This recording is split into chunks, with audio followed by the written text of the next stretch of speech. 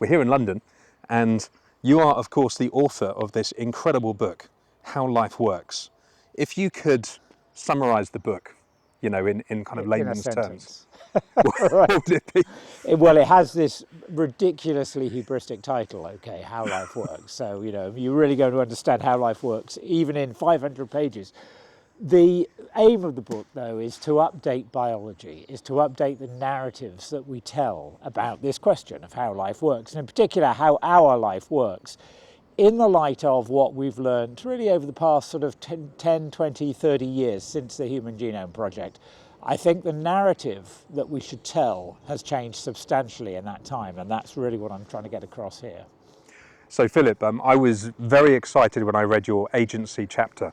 It's something that I've been looking into a lot recently, and you articulated beautifully many of the threads that I'd been kind of pulling at. How did you go about researching that chapter? Well, this notion of agency is something that's starting to emerge, really, from people thinking about biology. It's really emerging from a sort of top-down view.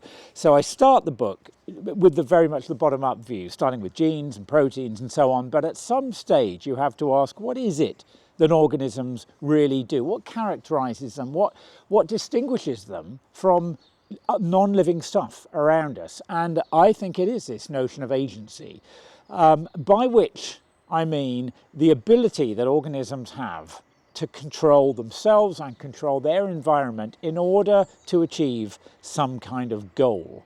So life itself is always a goal-directed process. Living organisms have goals, have purposes. And the question of agency is really, how do they go about that? How does that property arise in the first place? And how is it that organisms achieve those goals or try to achieve those goals? What is required? So that's really what this notion of agency is all about.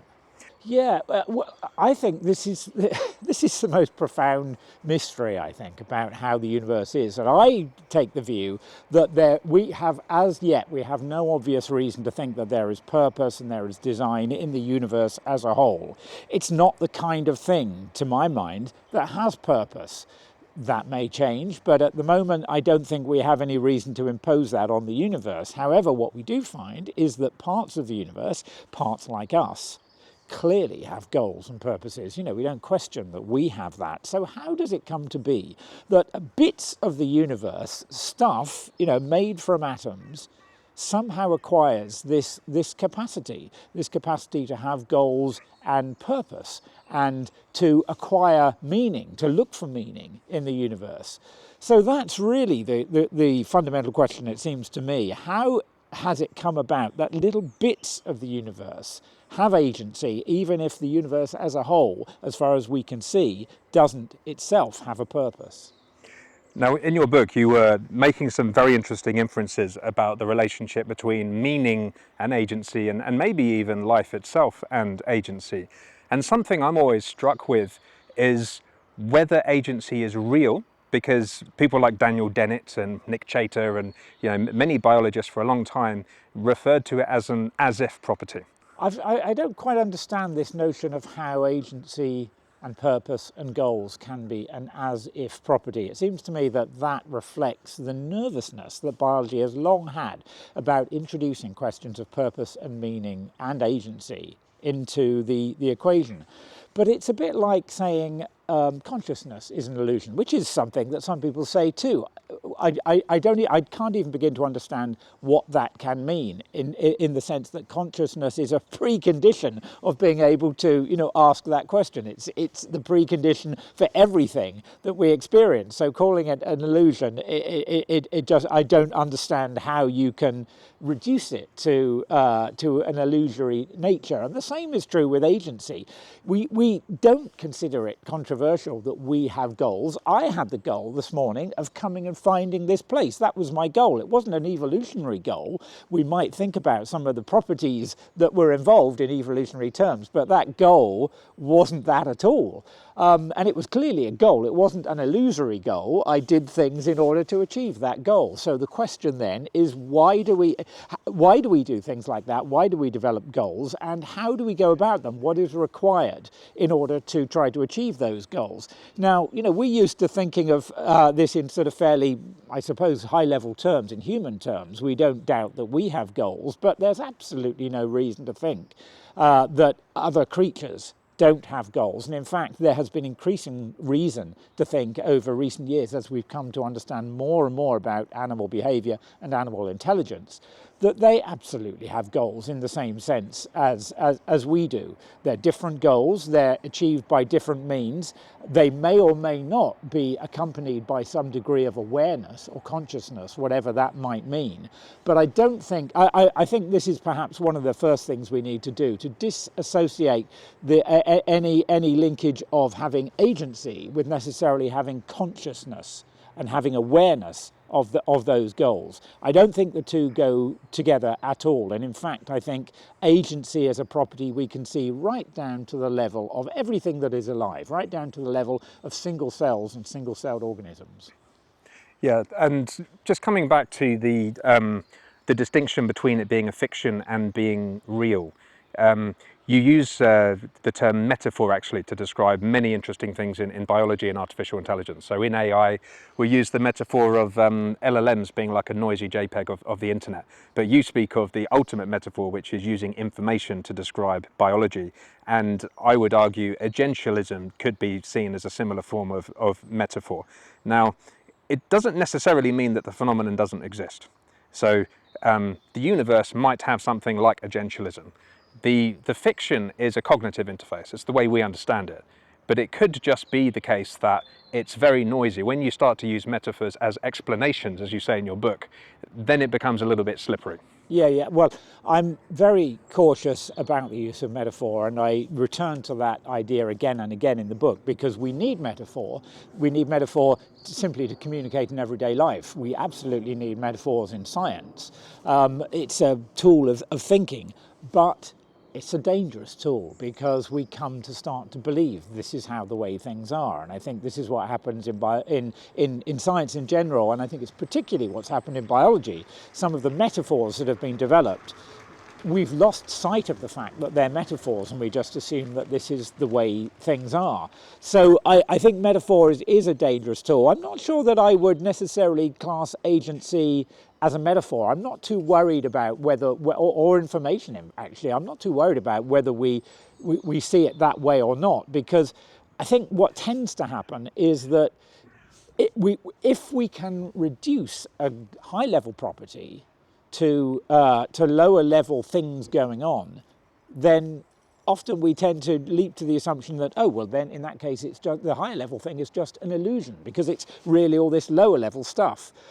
One of the key things that I want to argue in my book is that that's not the right way to see things. Just because we can divide something into its components, certainly it doesn't mean that we understand it, but neither does it mean that that higher level thing isn't a thing in itself, isn't an actual thing. So, for example, thoughts, desires, dreams are things that have motive power in the world. Again, we see that all the time in the way we behave. The fact that they're clearly, in some sense, constituted from neuronal activity doesn't matter to that end. It still makes sense to think of these things as higher level emergent properties that are genuine causal agents. They make things happen. So thought can make things happen in a way that an individual neuron never will. So I think of agency in that sense as well, that it's something that we see. Agency is the ability of organisms to do stuff in their environment, in their world. The fact that we can start to take that apart and understand how they do it doesn't alter the fact that that agency is a real property that they possess. I guess there was a school of thought that we, nativism, we had all of these cognitive programs baked into us. But that's evolutionarily quite inefficient. And I think now there's this discussion that it's almost like the curriculum gets baked into us. So there are certain instincts we have around language learning, mutual shared attention, babbling to babies and stuff like that. But it's almost like it's giving us the guide of how to learn the skill, but it's not explicitly telling us how to learn. Yeah. Evolution gives us capacities, I think. So it doesn't give us musical ability, but it gives us capacities that together amount to a sort of musicality. And we can see aspects of that in other animals. But we decide to do with it what we will, informed by culture, by personality, and so forth. So I mean, I think that certainly the idea that somehow our personality and our all our mental abilities are genetically blueprinted, I don't think that makes sense anymore. What do you think about internet shitification? Yeah, I've just been given a little reminder of that happening. With it was one of the accounts I follow is to do with imagery from the Middle Ages, so it just shows how random this is. You look up images to do with animals in medieval illuminations, and half or more of the images that come back are AI generated. Yeah. So if it's there already, then it's everywhere, and I think it's going to be a massive problem. And I think it's from a day-to-day basis for people like us who use the internet to get information, to get images, this is going to be one of the most immediate problems. How can we tell what is real and what isn't? And it's one that, as far as I can see, the developers of generative AI didn't really think about. Certainly haven't given any serious attention to how to, keep this under control. I mean, it's already out of control. So it's a bit depressing. Yeah, I mean, I spoke with Gary Marcus about a couple of NeurEps ago, and he was basically saying that all of this was going to happen. He said that it's going to pollute our information ecosystem. There's going to be a deluge of misinformation. And at the time, I was still... I had the kind of the blinkers on about generative AI. I was still quite enthralled by it. I thought it was very exciting, and how little, did I know. So the more I use generative AI, I feel like the parlor trick is slowly fading, and I think there are two reasons for that. So one part of it is internet shitification. I think it's eating its own poop, and it's kind of just reducing the collective entropy. It's reducing our creativity and agency. It's having all sorts of damaging effects. But also, I think people are just getting better at spotting it, right? Because there are certain telltale phrases like, unraveling the mysteries. And in a way, it's actually, it's shitifying our language, because there are certain constructions now that I wouldn't like to use because they look like GPT. Yeah. No, I think that's exactly what is going to happen. And you're right, Gary, amongst others, saw that this was going to happen long ago. I mean, in retrospect, how could it not? I think I suppose it's, in this respect, it's like so many technological tools, that there are all sorts of useful things that we can and will do with it. And a whole bunch of crap comes with it that we've then got to think about, can we manage this? How can we manage this? How can we control this? But of course, this has the potential to be worse than what's come before, because it actually it's a loop, right? It's the more it happens, the more it's going to happen. This is, it feeds on itself.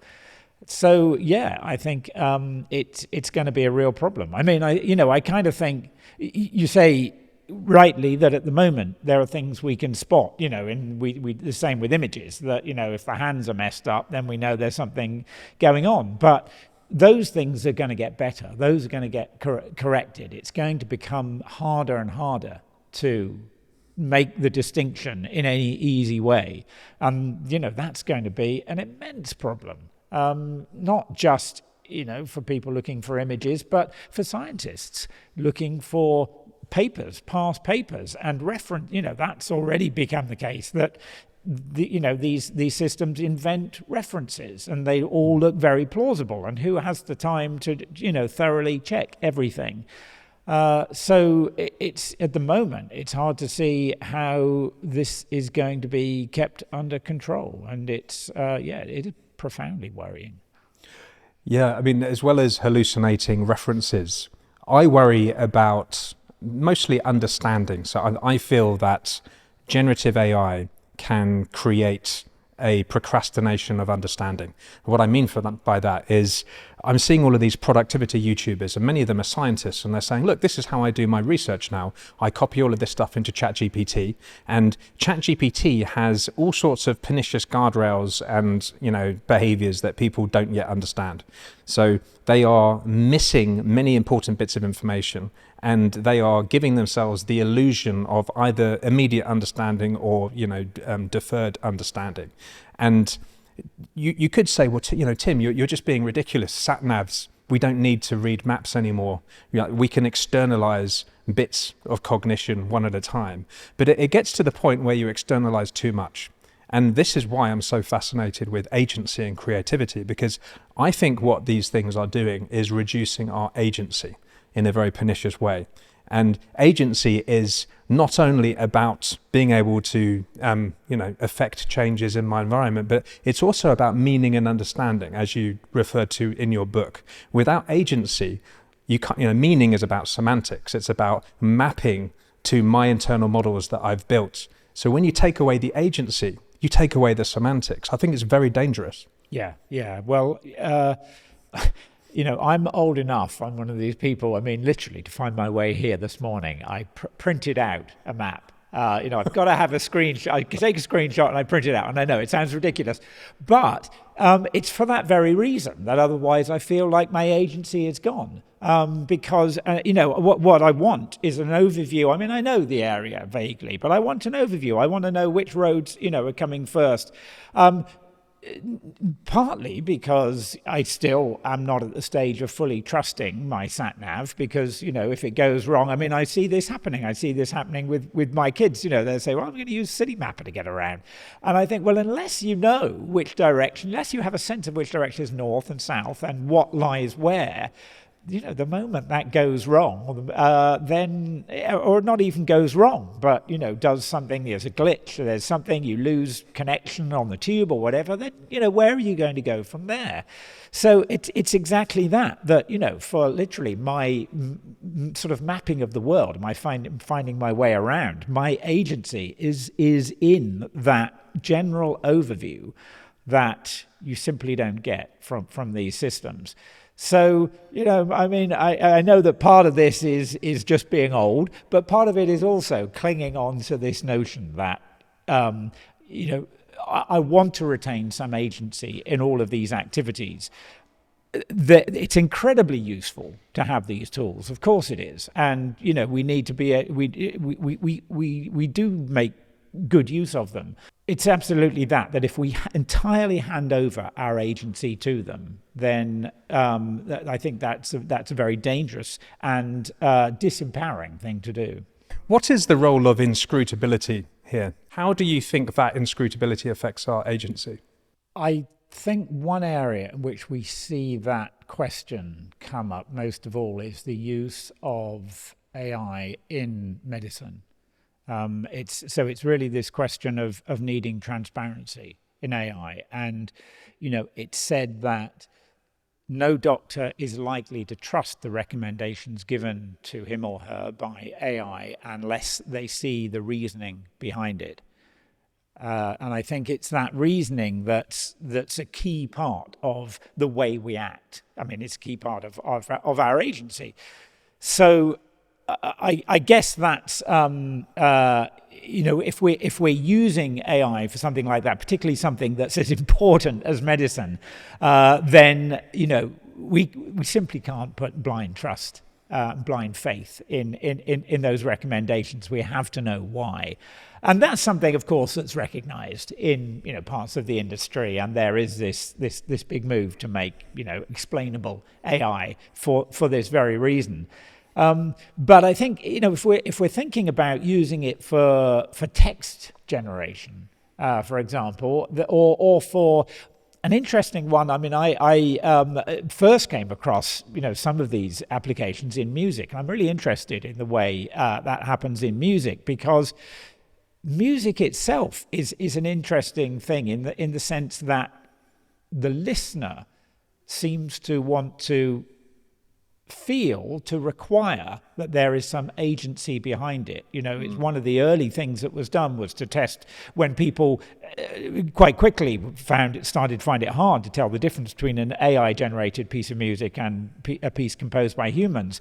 But their judgments were certainly affected by being told which was which. So they might have liked one piece until they were told it was by AI, and then they liked it less because it seemed to be a part of what they needed to feel that they were being communicated something by a composer. So, we clearly have a kind of an instinct to want to attribute meaning in what we're seeing when we're looking at something or hearing or reading something artistic. And I think it's a kind of an interesting one, because I slightly felt that seems a bit kind of prejudiced, really. It seems a bit biased. Why should it matter to us? And what in any case, we don't know that what we're getting from a piece of music has any relation to what the composer intended us to get. That's a big question that's often asked in the cognition of music. So why should it matter to us that much? But it clearly does. And in the end, I wonder whether this kind of says something. My interest in it is what it tells us about the cognitive process that we as listeners or receivers of this information are undergoing. That part of that cognition is not just making sense of the sound, but finding meaning within it. And if that part of our neural circuitry knows that that is a pointless thing to be doing, there's something lost in that experience. So I think it's interesting what it tells us about our own brains as not just meaning generators, but as sort of on a quest to find meaning in the universe.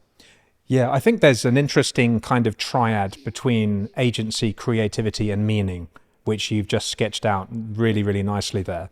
And I am a bit of a human chauvinist when it comes to generative AI. So the reason why I now go out of my way not to use any generative AI constructions is because I have a theory of mind of other people. I assume they think like me, and I hate that kind of construction, so I don't use it.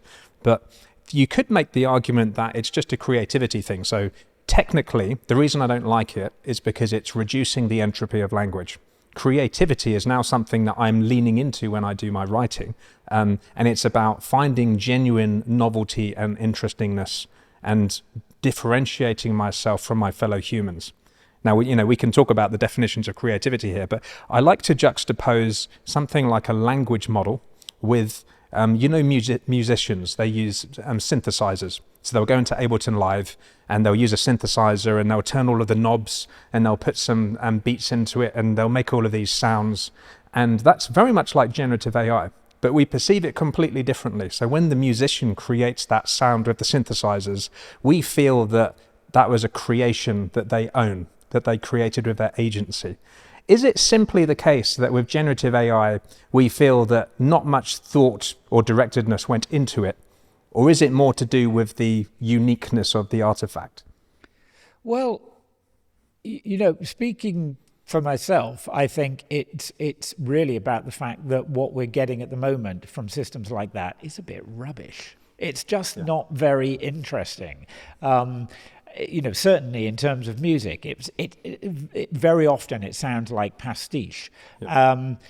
When everyone started getting excited about, I guess it was it was probably GPT-3, and I thought, well, I better try this out for myself. So I was writing something about its use in education and how the school kids were going to start using it. And so I set it the task of writing an essay about Frankenstein from a feminist perspective, and my God, it was so pathetic. It was so bland, that no self-respecting English student would have come up with that. Now it's going to get better, of course, I imagine, but that's really what it comes down to at the moment. There is nothing there, and it feels the same for AI-generated art as well. It is just bland. There's a predictability to it, and for that reason, the way I think it can be most productively used at the moment is as a source of ideas. And in fact, that is, again, how musicians are often using this. As, you get the AI to generate all these little nuggets, all these little bits of, idea. And 95% of them will be rubbish and they'll chuck them out straight away. Some would have something that will just set off a thought. There's something I can build with that. And that seems to me to be really the sort of proper use, and actually a very fertile use of this AI, because it can sometimes come up with striking, just by accident really, striking juxtapositions of words or of notes or whatever that we wouldn't have found ourselves. But it takes the human mind at the moment to see which of those is the case, and to distinguish those from all the bland rubbish that can be chucked away, and then to see what you can do with it, because it's never a finished thing in itself. It's a nugget of an idea.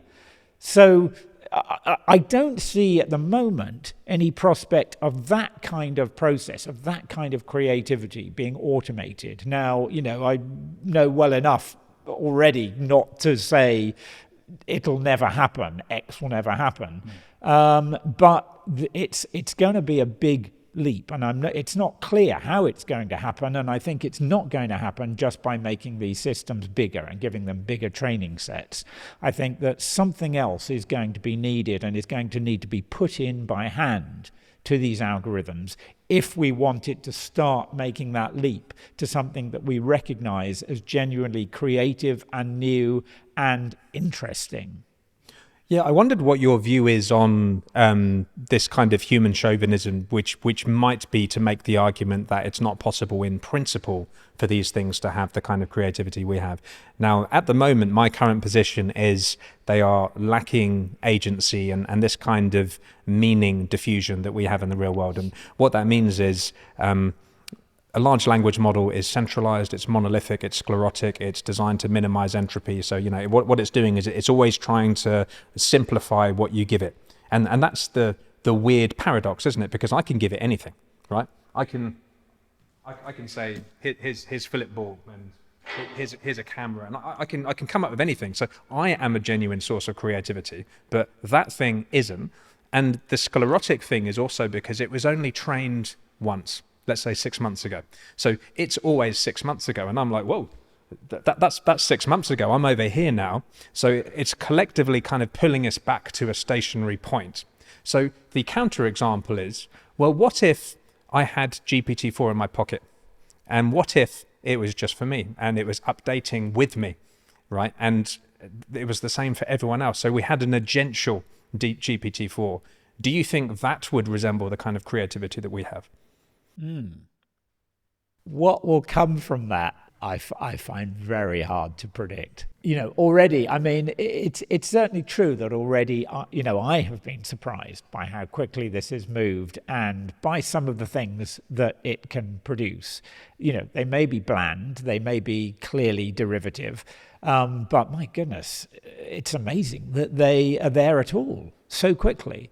So, I suspect that will come to be the case, that we'll have, something like personal organizers that are powered by AI, and that are generating ideas and suggestions for us. I'm not too worried by that. If that's what it is, if it's like a sort of personal assistant, I mean, in a way that's the right use of AI. That's the right use of AI in science, for example. It can be a fantastic assistant that can, automate things that are just laborious, data collection and data curation. That doesn't worry me so much, but I guess it's also inevitable that as that happens, the boundaries will be blurred, and certainly the boundaries will be blurred in terms of whether we are interacting with an AI or a person. We might be interacting with a hybrid of the two, with the person hiving off some of the mundane stuff to the AI and occasionally coming in or whatever. And that's more problematic, legally, ethically, and socially, I think. I guess I find it hard to see how that won't happen. And I think some of the principles, some of the very sound principles, for example, of how we should always be told, and it should be made clear to us, which we're dealing with, human or AI. I don't think that distinction will always be clear.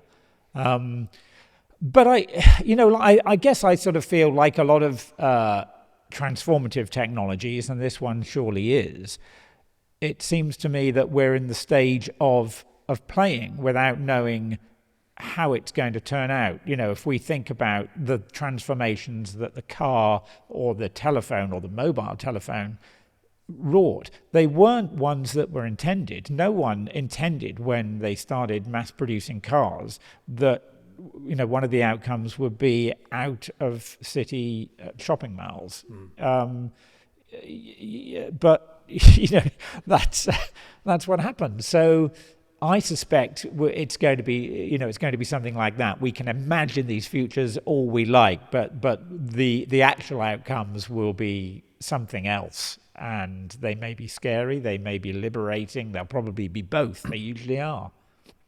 Yeah, I mean, I agree with you. The world is a very complicated place, and also the road to hell is paved with good intentions, and it's very difficult to predict what will happen. But this notion that we might have an agential form of AI is quite interesting to me. But even then, it's not entirely clear that it will be like we are, because I have a feeling that agency is not the same thing as free will or volition. And we'll get into the kind of some of the Bostrom arguments as well shortly. But Bostrom makes the argument that final goals and intelligence are orthogonal, and that intelligence is general, it's not specialized. And so you could, in theory, create an agent, and you could impute into it what its preferences are, what its goals are. Now, the kind of agency that I think of as agency is where I can infer my goals, and I have the volition to come up with my own goals, and my goals aren't being changed by other people. So if we did create an agential AI where we are telling all of the little agents what to do, I think that's a category difference compared to the kind of agents that we are. I think that's a pseudo agency. Yeah. If the goal is imposed by the designer, it can look like an agent, but it's not ultimately. I totally agree that real agents have goals that are self-determined. That's I would make that a part of the definition of what an agent is.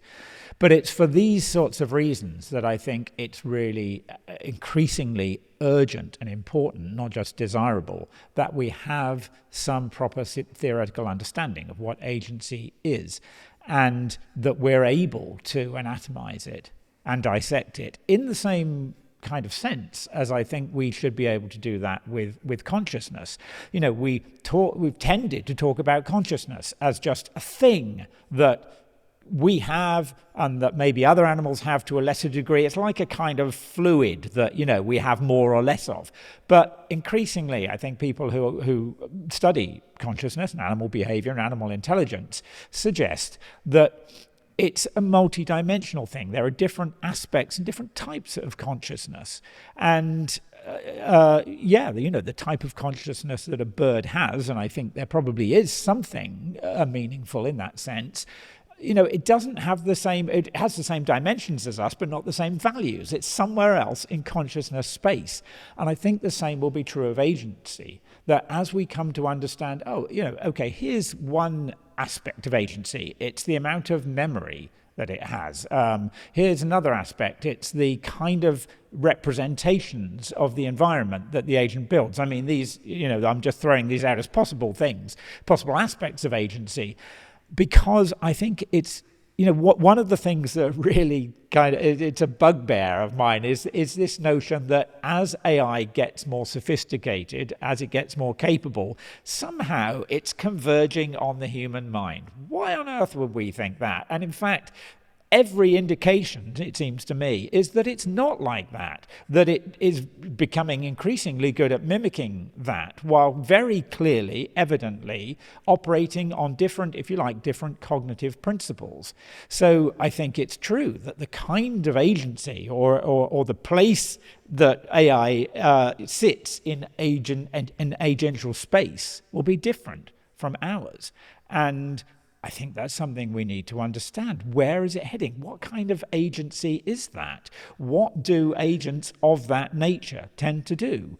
And again, just as with consciousness and intelligence, looking at the natural world, I think, is a very good way to start to understand that. Not every, I think, as I've said, every living thing, I believe, is an agent, but they're not all the same kind of agent, or they're not all the same kind of thing, but with more or less agency. The things they do, the goals they set, the way they set goals, the way they attain those goals are quite different. And the better we can understand that, perhaps the better framework we'll have for understanding what kind of agency might come out of AI. Yeah, so now might be a good time to sort of gently introduce your chapter on agency. So maybe we should start with the second law of thermodynamics. You had that beautiful example of the ink, which kind of diffuses in water.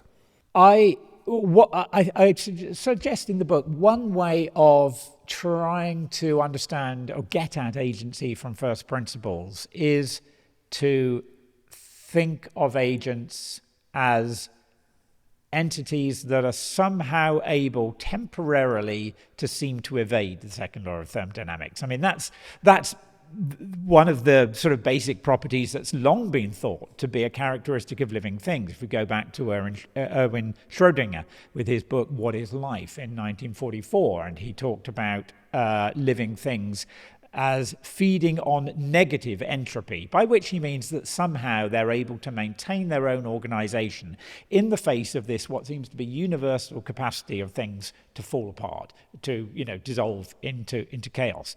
So how do living things do that?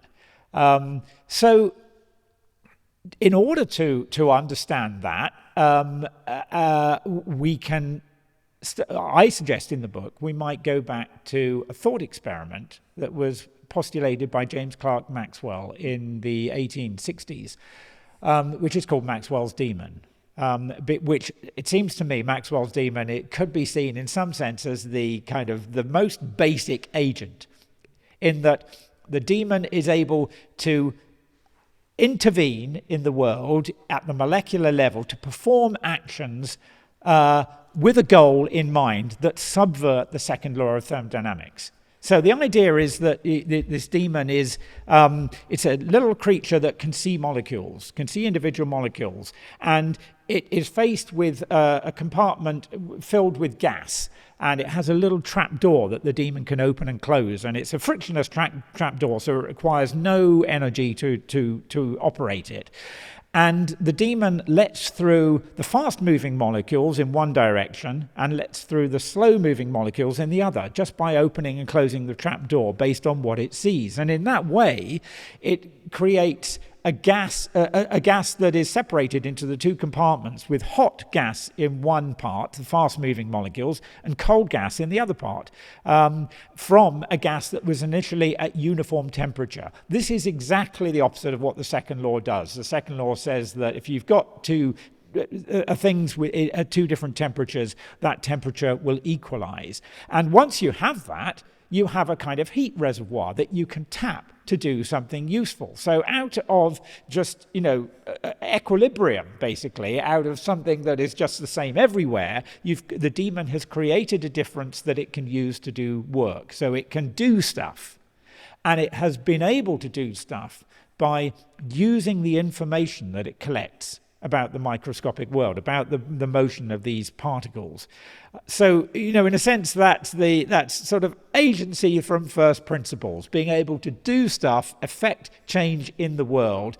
And in this case, we can see that the agent does, the demon does it through information, by collecting information. And so it introduces this connection between this ability to have agency and making use of information. Yeah, this is so interesting. So agents are thermodynamically distinct. So they create a kind of boundary. But the thing is, I think where some people go wrong is they think of agents and intelligence as being kind of divorced from the environment. That's not the case at all. As you point out, the history is really important. So an agent becomes ensconced, it starts sharing information with the environment, and in order to achieve its goals, which is to change the environment that it's ensconced in. And because at the time, as you pointed out, there was a lot of people felt that the second law of thermodynamics was an affront on religion or free will or something like that. And this thought experiment proved that no, it's possible to have an agent without violating the second law of thermodynamics that can shape the environment to resist those entropic forces.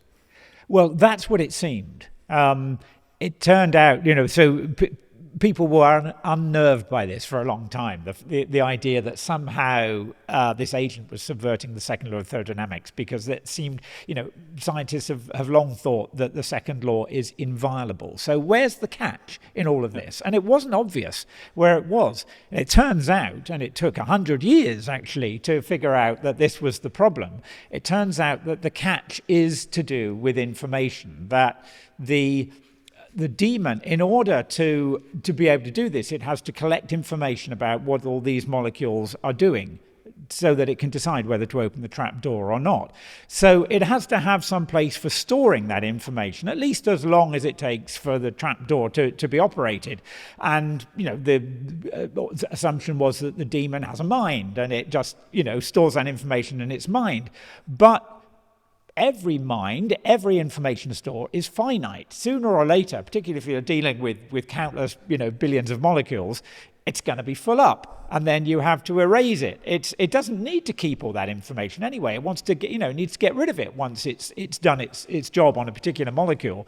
So this turned out to be the flaw, because it was shown in the 1960s that if you're going to erase information, wipe the memory so that it can keep performing its task, that requires that dissipates energy. Basically, it releases energy into the environment and creates entropy, and it pays back all the entropy that has been that has been gathered by, or that has been undermined actually by the demon operating. So you don't, in the long term, you can't do it. You can't subvert the second law. You can do it for a short time, but ultimately not. Ultimately you have to pay it back. And that's what living organisms are kind of doing actually all the time. We don't sort of defy the second law until we die or until we forget something. Actually, we're obeying the second law all the time, because in order to be alive, to be able to metabolize, to be able to do the things we do, we have to be burning up energy in some sense. And so we're generally warmer than our surroundings. We're giving out heat to our surroundings and increasing the entropy of our surroundings. So, it's clear that living things don't subvert the second law in the sense of the whole universe, but we are able to maintain our own organization in the face of that, so long as we're alive. Once we're dead, we no longer do that. We decay. We just become inanimate matter. So that, that's really what's going on there, and that underscores this fact that agents need to be out of equilibrium, by definition, really, with their surroundings. So they need to have some boundary in order to distinguish what is the agent from what is the surroundings, the boundary, of disequilibrium. And, this is, I think this certainly appears in a lot of the thinking about what an agent is. So in the free energy principle of Carl Friston, it's really, I think, what crops up in this notion of a Markov blanket, which sounds like a very fancy thing, but all that really means, in very simple terms, is some kind of insulation between the agent and its environment, so that it can maintain its own kind of state of disequilibrium in the environment. So yeah, I think, that is, again, so here's a characteristic of an agent, and I think it probably is a very general one, that the agent has to be out of equilibrium in some sense with its environment, and it has to have a boundary and some kind of insulation, really, in order to maintain that disequilibrium. Yeah, I love Carl. He's absolutely amazing, and I think he would describe the blanket as a kind of statistical independence from between the internal states and the external state. Something that fascinates me is Carl Friston was associated with enactivism many years ago, and now he's kind of morphing into this integrated view where it's a mix of representationalism and enactivism. And representationalism means that the agents they're doing what you say. They're exchanging information with the environment. They're building up a world model, and they're planning in that world model, and they do that in order to continue to exist. So you get this nesting of agents, and you get this increasing sophistication of behavioral complexity over time, which is really interesting. But I've often pressed him on whether things and agents are just physical, because what we're talking about is that they're real. They're physical things. You can look at a particle system. You can look at the dynamics, and you can see that some groups of particles are demonstrably resisting entropy, even though it's on borrowed time, as you say. So that's a physical, ontological view of agency. But I think that you can use agency as a lens to describe anything.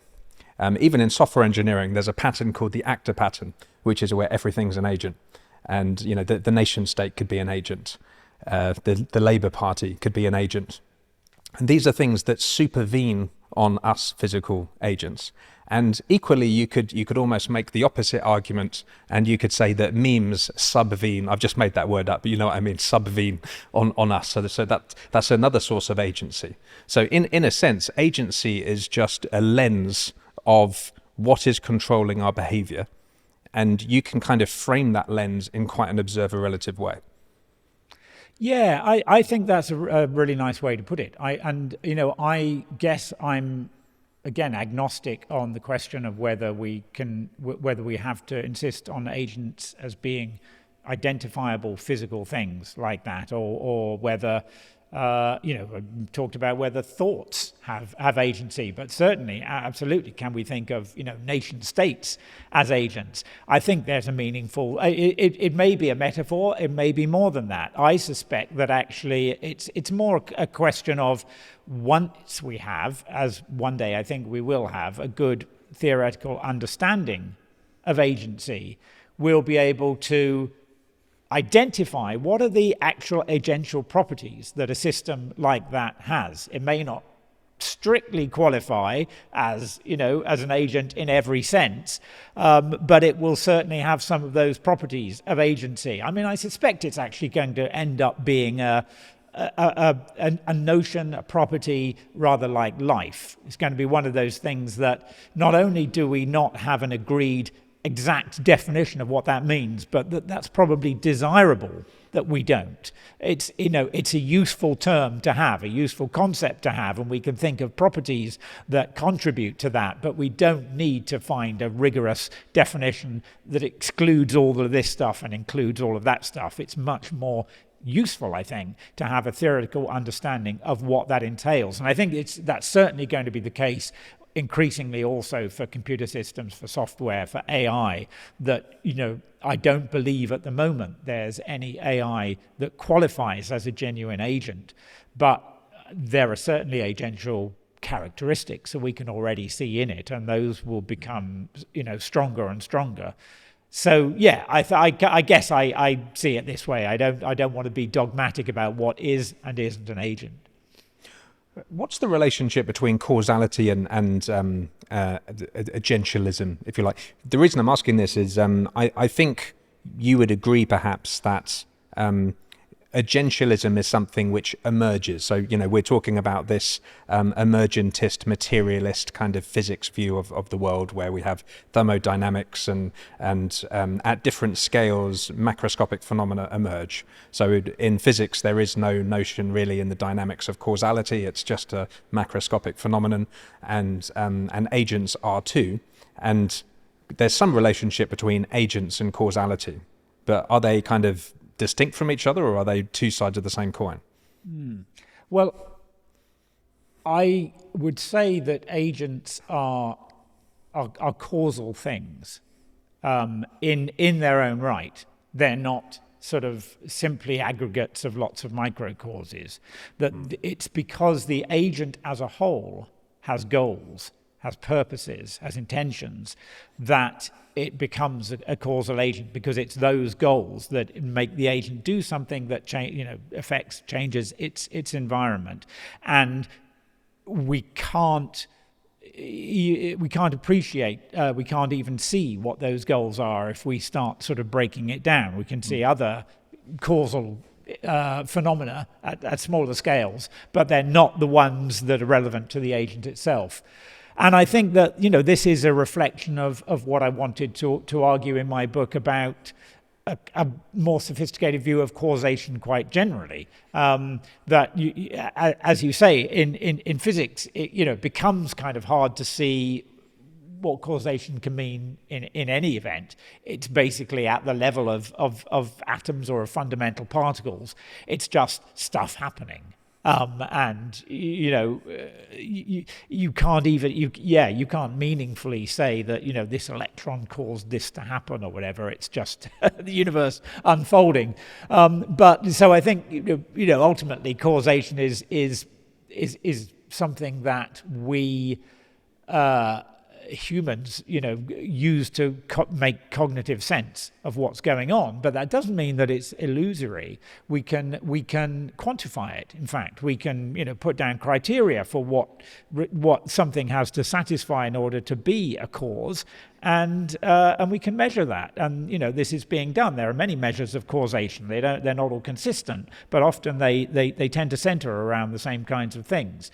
So I think causation is again a useful thing for us, a useful concept for us, and certainly in terms of understanding life and biology, I think we need it.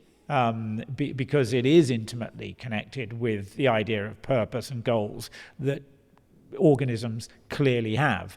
And what I wanted to really to illustrate in my book is that in order to understand how life works, we can't rely on thinking about causation as a bottom-up effect that all comes. Often it's sort of suggested that it all comes from our genes, that the genes are the ultimate causal things.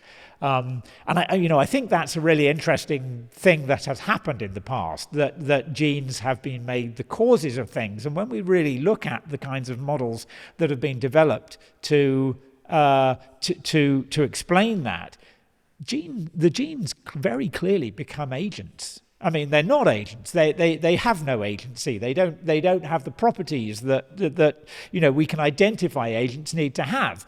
But the problem is, if you break everything down in that way and you end up with genes, you have nowhere else to put the causation. So it's all put in there. So they become these little organisms that are competing against each other selfishly, and they have their own agendas and so on. And they're talked about in this way. And sometimes they're talked about in that way as if it's actually believed that that's what they are.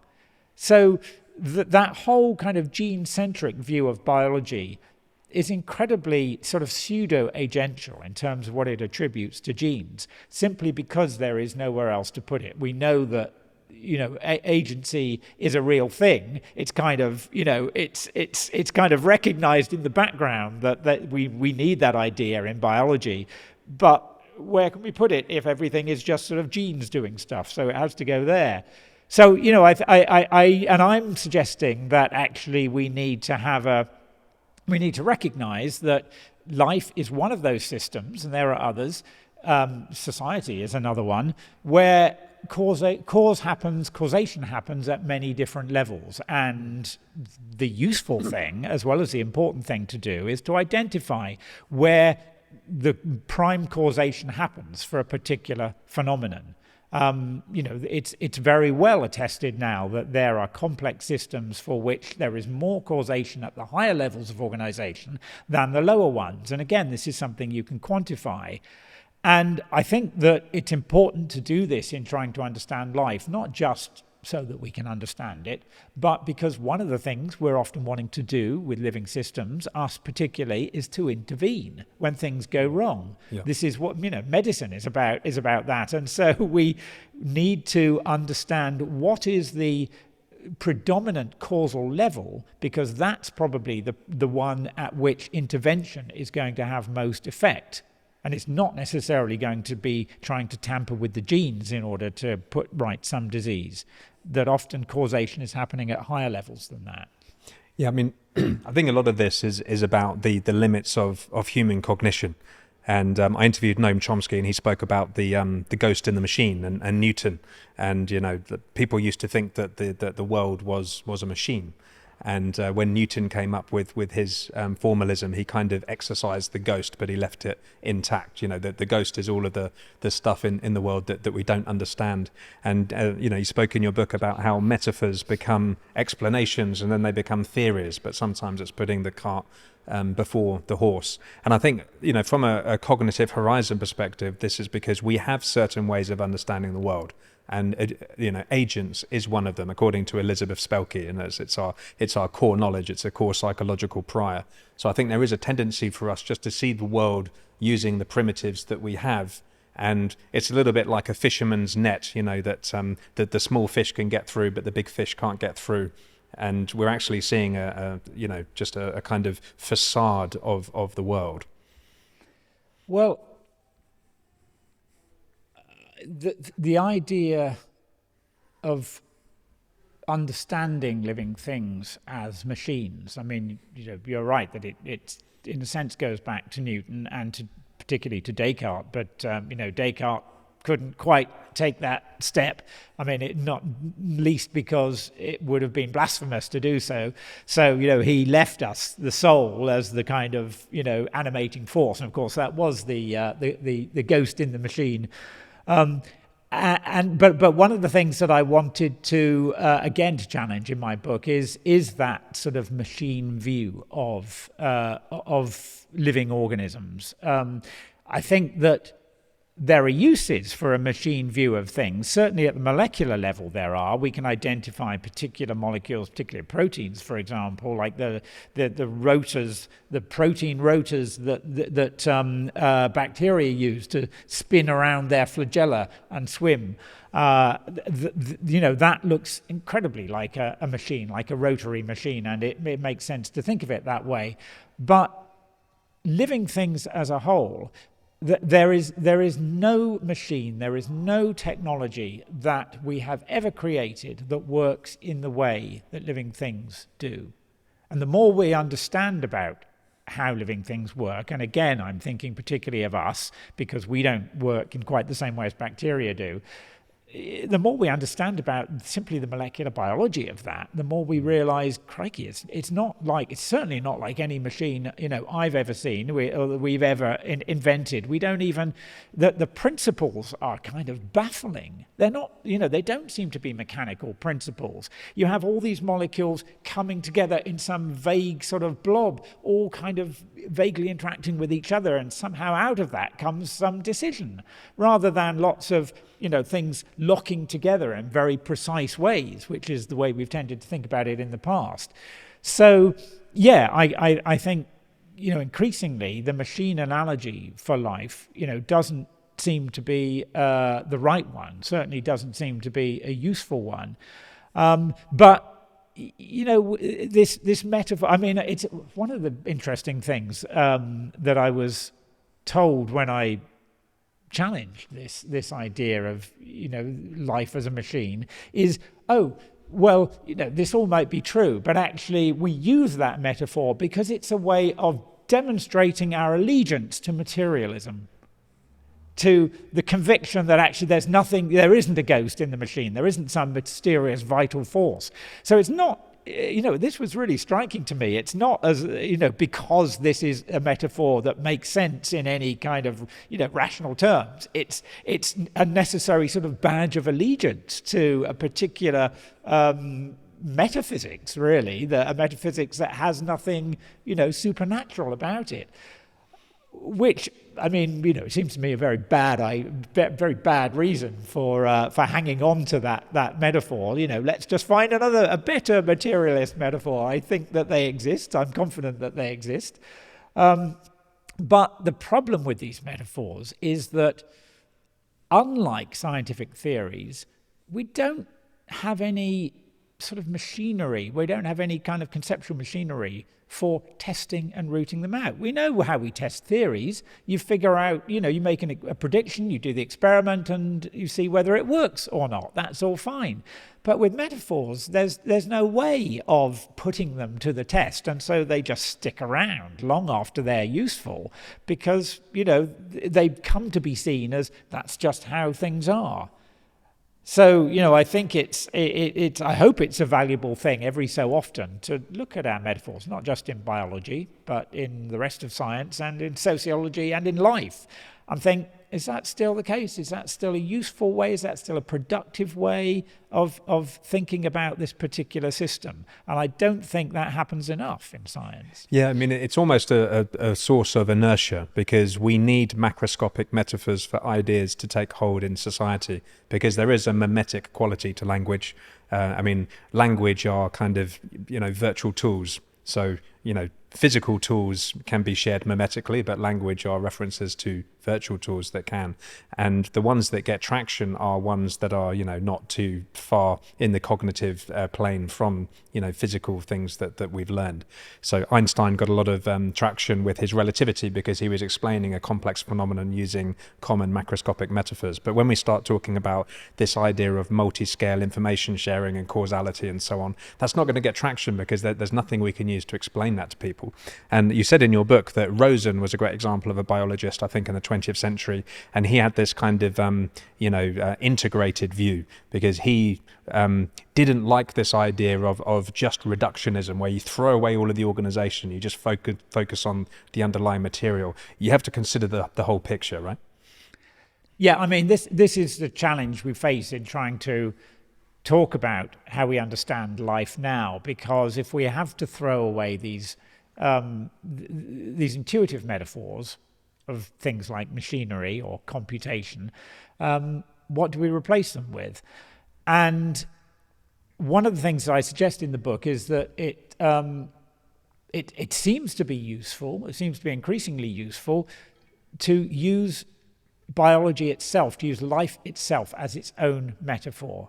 And what I mean by that, for example, is I talked about the way that some processes, like how genes are regulated, happens not by sort of throwing a switch, as it seems to more often in bacteria, but in us, it seems to happen by whole bunches of molecules that, are fairly sort of promiscuous about who they interact with, getting together in loose kind of liquid-like blobs and doing stuff, and we don't really know, how they do all that stuff, but they sort of do it together. Like I talk about them as being a kind of committee, and, out of which a decision is made about whether to turn this gene on or off. So, I've used a metaphor there in terms of committees, but I think that what's going on there is more like the way our sense of smell works, where we have receptor molecules in our nose that in our olfactory bulb that pick up odorants, but we have about 400 of those receptors, and yet we can smell millions and millions of different smells and distinguish them. That's because they work combinatorially. Different combinations of them combine to give different signals. I mean, our vision is like that as well, that we have, light receptors for 3 different wavelengths, and yet we see in all these different colors, because that too is combinatorial.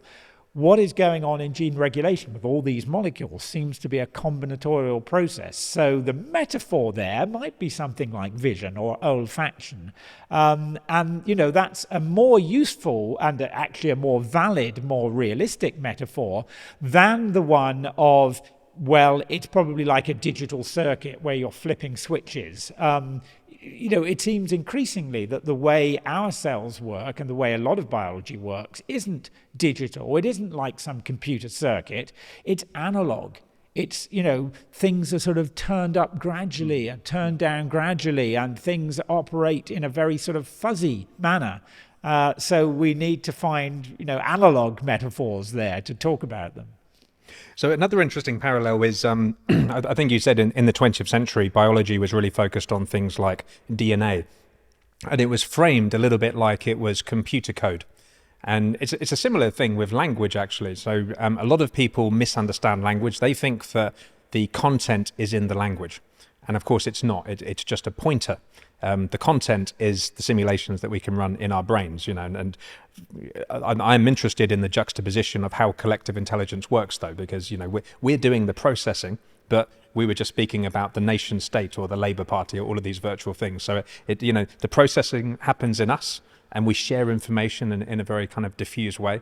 But coming back to biology, so we had this bioinformatics revolution, and we were just doing all of this statistical analysis, all of these complicated algorithms using dynamic programming, and we were looking for kind of behaviors and results in these algorithms. But just like as is the case in language, it hasn't really helped us build a theory. Well, I think that one of the things that's often missing from those points of view is the contextual nature of, and of course, you know, that's central in language. That's how we understand language, that we can use identical words in different contexts and they will immediately be understood to have different meanings. And it's become more and more clear that this is true in bioinformatics, so that, I mean, again, quite literally, the same gene might literally produce a different protein in different types of cell, because, you know, that's what's needed in these complex organisms. And there are complex mechanisms, higher level mechanisms, for determining what it is that's produced from a gene. So context is absolutely central, and context in that sense means information coming from elsewhere, from beyond the gene, if you like. Whether that, I mean, in a general sense, that's what epigenetic means. So it's a very general word, although it's become a sort of buzzword now.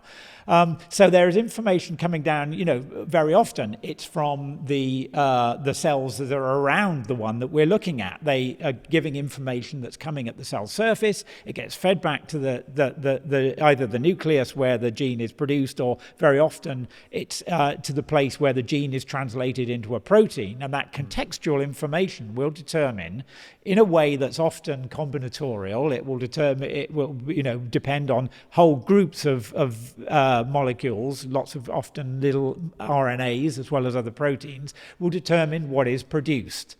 So, you know, there, quite literally, you will never get all of the meaning that is relevant from looking at the gene itself. You know, the some of the relevant information, some of the crucial information is contextual.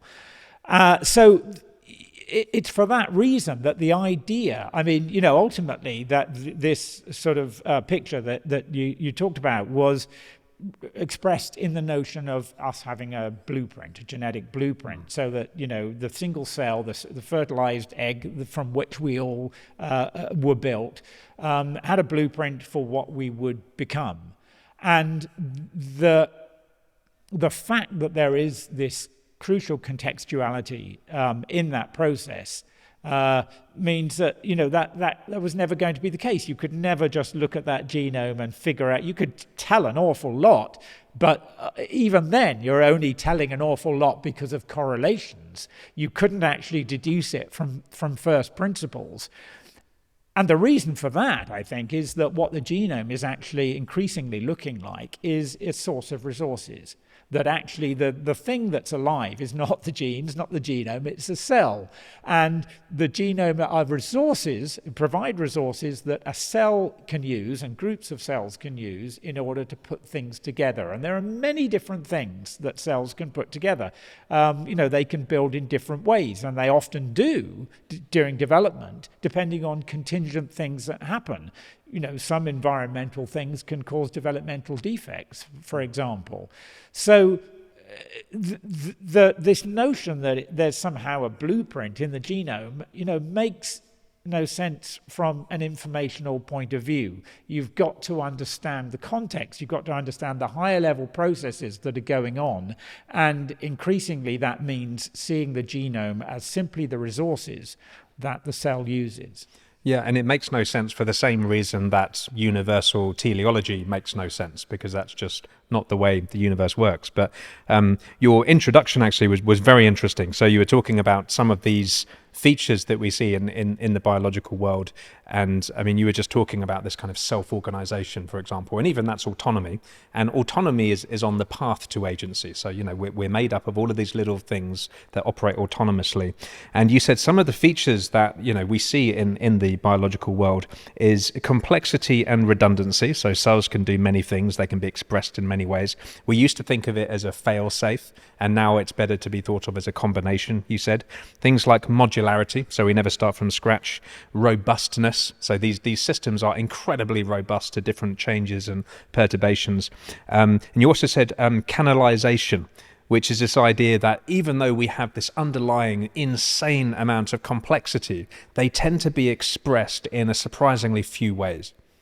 Yeah, well, canalisation, it's a term that was introduced in the 1940s by the developmental biologist Conrad Waddington.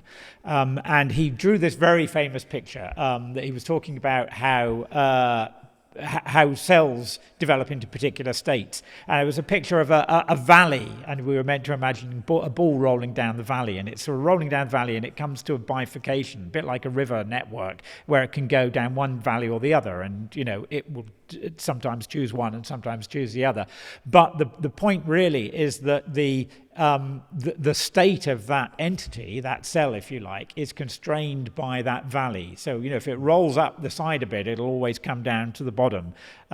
So, you know, although in principle there's this whole kind of world of possible states that the entity can attain, the topography of the landscape in which it moves in some conceptual manner, it constrains the kind of states that it can have. And it's really that landscape picture that I think is fantastically useful in all sorts of areas of biology. So yeah, it's true that, you know, if we think of the thousands and thousands of genes and then gene products and different combinations of molecules that our cells can have, it seems pretty remarkable that actually there are just this really quite limited number of tissue types in the body. Why is that?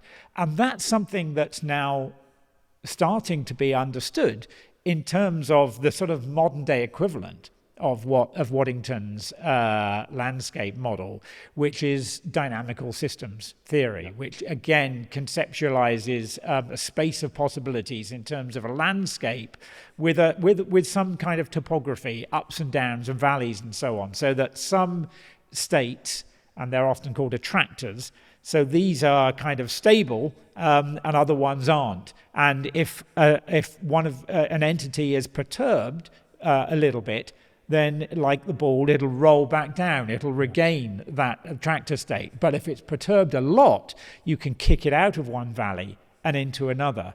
And we see exactly this sort of behavior now in terms of a technology called cell reprogramming, which is there's a computational metaphor that maybe we should rethink. But anyway, that's what it's called. And basically, we now know that it's possible to take one of our cells and to reprogram it, if you like, into a different type of tissue. So we can take a skin cell and do something to it, actually add some genes to it, or get them sort of moving again, and convince that cell that it's actually a stem cell and that it can grow into any other tissue type, or reprogramming it directly into a neuron or into a heart muscle cell or something. So it really seems quite literally that our cells operate in this sort of landscape of possibilities with certain attractor states. And, you know, as we come to understand that dynamics, we're also starting to understand how we can make use of it and direct the course of these cells to move them between these different valleys. I love that metaphor, in particular from an intelligence point of view. So I'm a big believer that intelligence is specialised, And the landscape analogy is beautiful for that. So intelligence isn't quite like water, because intelligence has a kind of dynamism. I mean, to me, intelligence is about how, not necessarily agents, we'll get to that in a minute. I think many definitions of intelligence are basically definitions of agency, by the way. So, Shane Legg from DeepMind, he says that the definition of intelligence is an agent being able to pursue complex goals in a variety of environments. Maybe we'll come back to that in a sec. But it is constrained by the environment. So, imagine this thermodynamic system. Nothing is thermodynamically distinct entirely from the system. There's always information sharing. So it's not quite water, but you can imagine these agents in the landscape, and they are adapting and solving problems in the landscape. So to take that intelligence capability and describe it universally outside of that landscape doesn't make any sense, which is why I think intelligence must be specialized to the system in which it's defined. Okay, well, if I understand that rightly, I guess that I could certainly see that in terms of thinking about the different tissue types that, say, we or any organism has. That there are certain tissue types we do have. They are also ones that arise through collaboration of cells. So, the information that some cells give to other cells determines what they become and which developmental trajectory they take through that landscape. And that's how development occurs in the first place. So, the embryo doesn't start suddenly making bone and skin cells. It makes precursors to that, then specialize into these gradually in degrees into these different cell types. And that's a collaborative process. It relies on things, unfolding in a collective way. And I'm sure it's true that there are aspects of that process that are specific to humans because of the particular, genes we have, that they are the particular resources, in that case, that our cells have.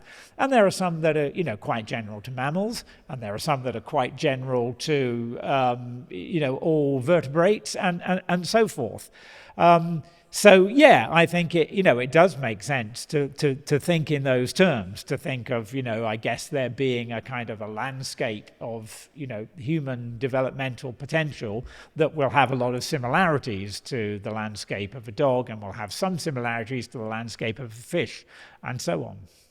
Yeah, I mean, in a way, it's related to this no free lunch theorem, which is this finding in AI and statistics that there is no one model that will work optimally for many different problems. So it's almost like if I'm a chef, a Japanese chef is going to make better sushi than me. Everyone has to specialize a little bit. And I think a lot of that is because you can't really divorce the intelligence from the environment in which you are operating in, because the skills you come up with are specialized. But this canalisation, I think, is really interesting. It's related to this morphologically convergent evolution, which is that you see motifs, you see skills being rediscovered in many, many different parts of the phylogeny. And applying that to agency and goals, there is an argument by Nick Bostrom called instrumental convergence. And he argues that when you have intelligent AIs, regardless of what their end goal is, they will come up with these canalized instrumental goals, and those will be things like power seeking, or trying to kill every human on the planet. And Bostrom, in my opinion, he's a kind of goals universalist. So his entire shtick is that there is such a thing as universal intelligence, so completely divorced from the physical world, and that there is such a thing as a goal, and intelligent agents will monomaniacally pursue this goal at the cost of everything else. So maybe we should start there. I mean, do you think it's plausible that there could be agents that could pursue one goal and never want their goals to be changed, and almost to the detriment of everything else?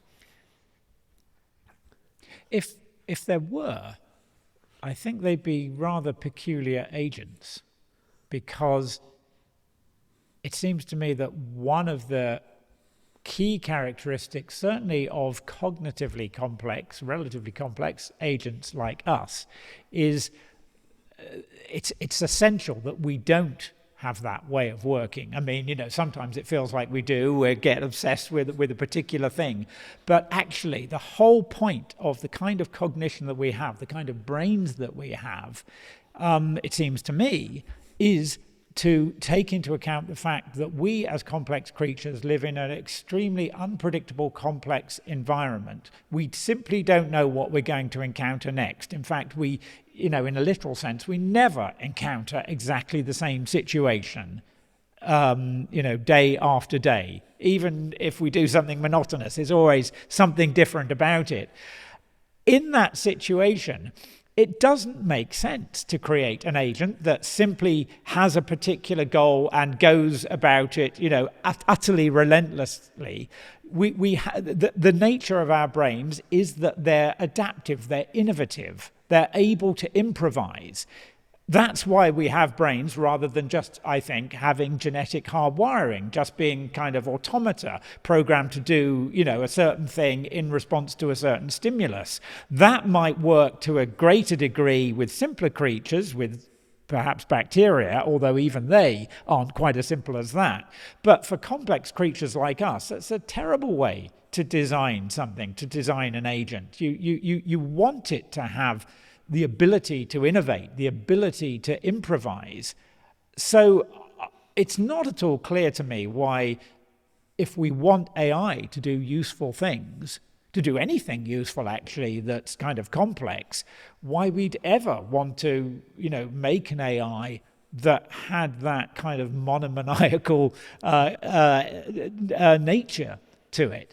So I don't really understand that argument. It seems to me, wherever they will get their goals from, that they will have to have some kind of adaptive, flexible way of going about that and of changing their goals, or changing their means, or changing their immediate goals in order to do whatever it is that they're designed to do. Yeah, I mean, so a lot of the AI X-risk people were making these arguments for a long time. They came from Nick Bostrom's book, Superintelligence. And I feel that the more sophisticated amongst them have stopped making this argument, because to me it doesn't make a lot of sense. But it's strange, isn't it, that you would have this AI that would, regardless of the vicissitudes of its experience, would just want to do this one thing.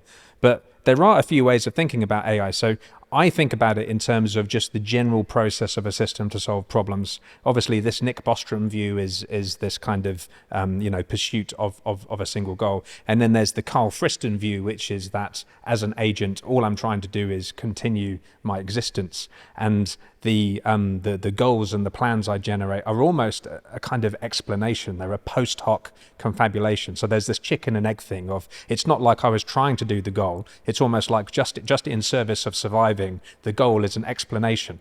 So there's this kind of reversal there.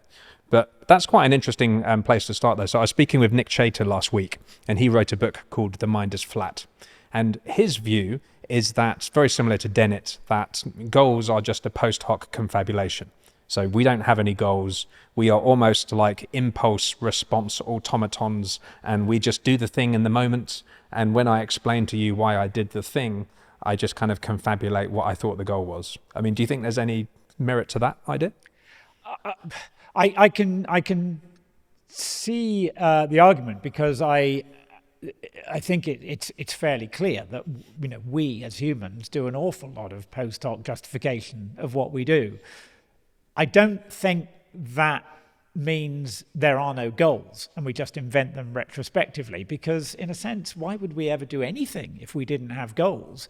We always, there's always something, even it doesn't have to be something that we are consciously aware of or that we have decided, but there's always something that happens in the mind that makes us act, that makes us choose, to do a particular thing.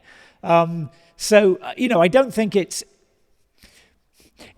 clearly generally not as simple as saying, oh, well, I was just trying to do X, I was just trying to do Y. I mean, that again comes down to the fact that we're living in this complex environment and we're sort of satisficing all the time. We're kind of thinking, well, maybe this will do. Maybe maybe this is what I ought to do in this situation, not consciously even, but that's kind of what's happening, and it's based on all sorts of compromises.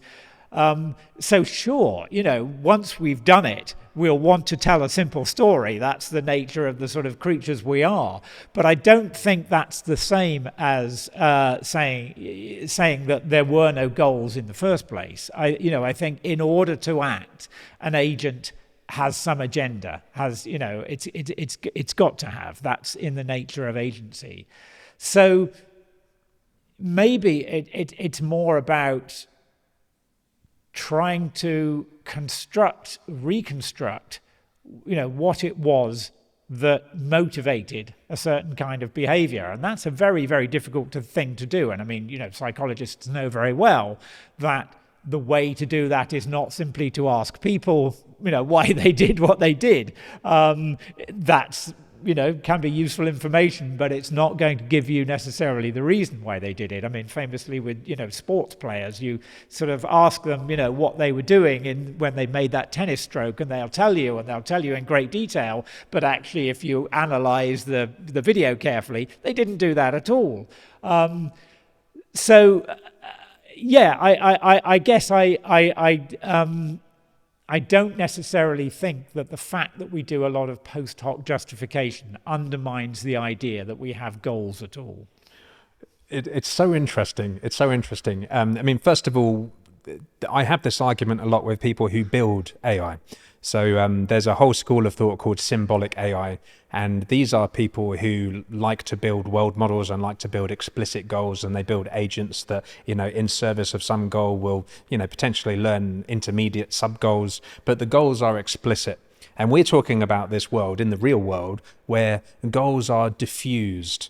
They are not really, they're ineffable. They are integrated with the environment, with the situation. I can just give you an example. If you speak to a neuroscientist, I spoke with Max Bennett actually last week, and he said, we just do these simulations in our brain. We have a self model, and also we are affected by shared myths and mimetic simulations from other people, and our brain is doing something like planning, but it's not quite planning. So we're kind of thinking about this is me in this place in the future talking to this person, and it's easy for us just to kind of come up with this wonderful formalism that looks like explicit goals and planning, but it doesn't really work like that, they would argue. Yeah, I don't imagine it does. I think it's probably extremely rare, if ever, that we're acting on the basis of wanting to do one particular thing. Yeah. It seems to me it must be a kind of a nesting or an overlapping, really, of many different goals. If I'm going out to my car, I'm kind of thinking, I'm not going to try and leap over the wall there in order to do that. Why would I do that? I'm going to go around there, but I'm not going to be conscious, and I'm going to be thinking, where are my keys? I'm going to be thinking about, what I'm going to have for lunch, and it's going to be, I'm going to be thinking it's quite a cold day, so I'll put on gloves. All of this is kind of trivial, but in a sense, that's what that's what life consists of. So, I think the notion of trying to construct, what is my goal in doing that? Is my goal to go to my car? Yes and no. We just by our nature, we're constantly having to navigate a whole nested, cluster of goals. And the way we're doing that is clearly not computing in each case what is the optimum, thing to do. It's making use of rules of thumb that we have, the kinds of things that Elizabeth Spelke talks about, doing lots of stuff on autopilot, lots of things automatically, responding to a somatic, information of how hungry am I, how cold am I, without, being conscious of that. I guess it's the attempts to sort of operationalize the cognitive process, that's kind of what they're up against. And I think that to a degree, that's what they're up against certainly in any complex organism.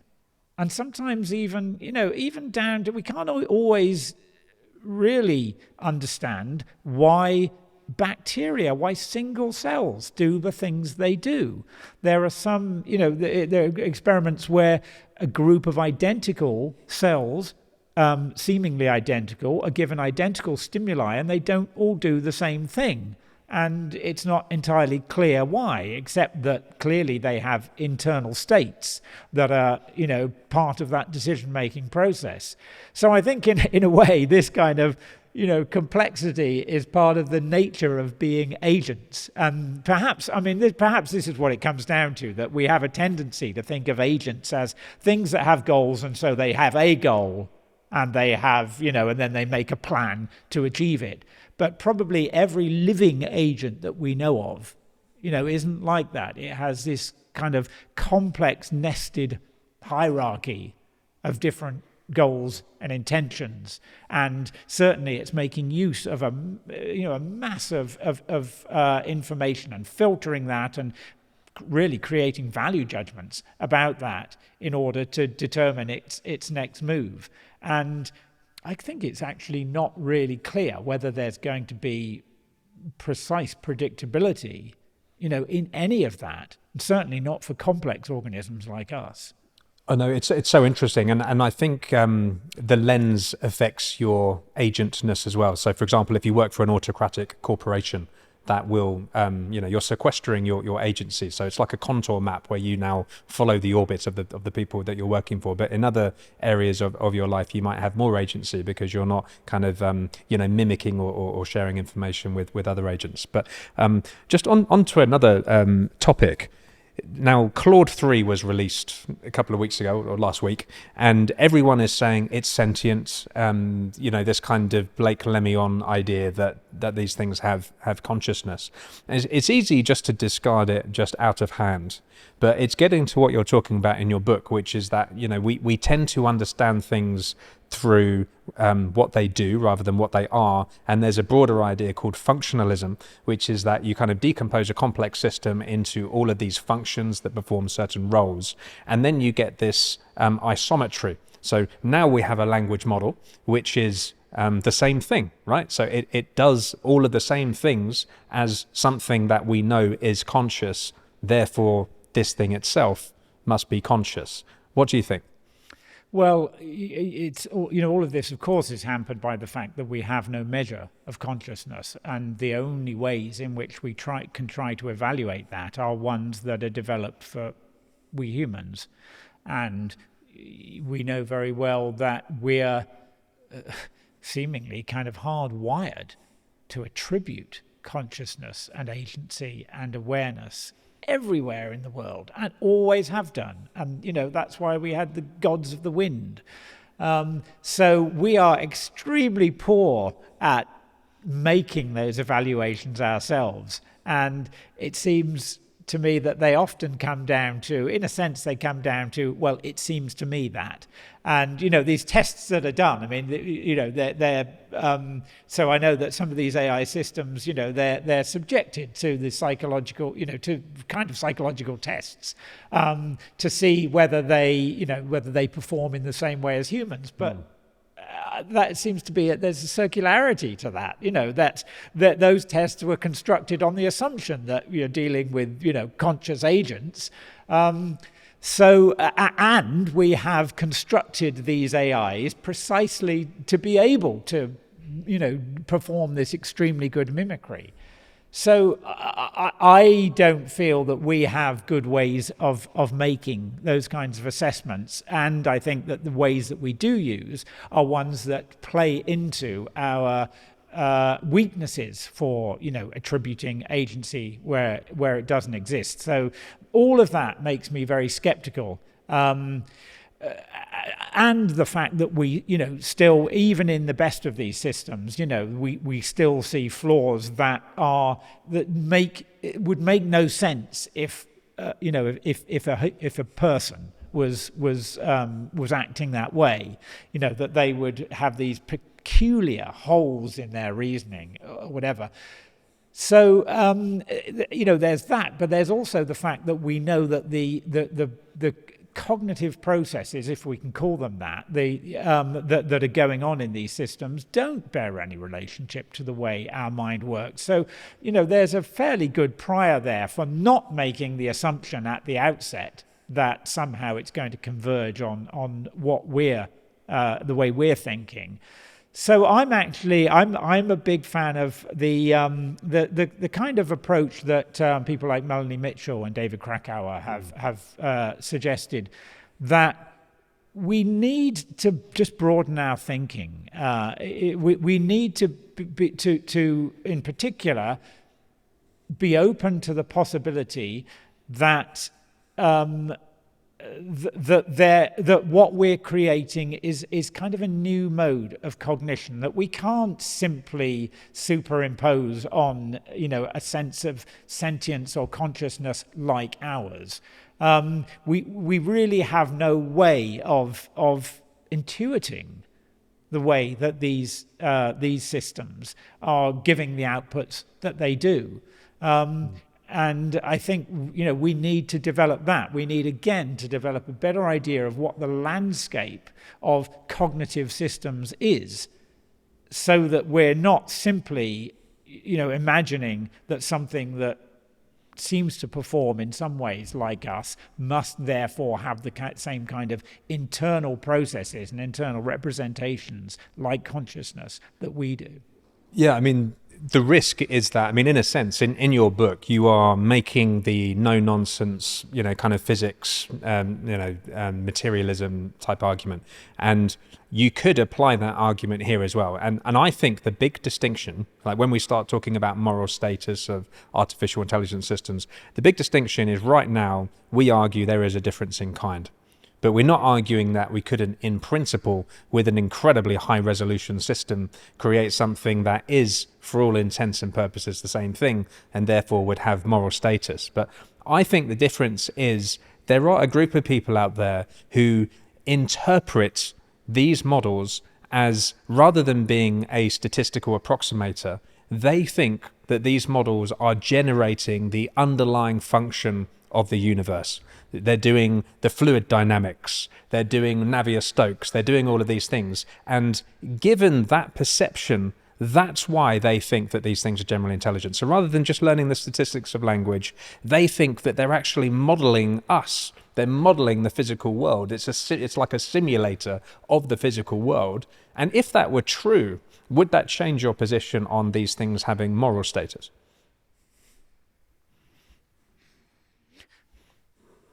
I don't necessarily see why it should, because I wouldn't see the ability of a system to model the world in that way as it seems to me to be an orthogonal capacity to anything relating to moral status, and in fact, we can create systems that can do this already, that aren't working on the basis of large language models, but that are built to simulate the world. And certainly when we do, this is one of the arguments that's made, that when we do that, if we create a computer simulation, molecular dynamic simulation of a complex molecule, or a simulation like that of a galaxy or of water, we don't imagine that somehow they're creating gravity within that simulation, or creating, fluidity or wetness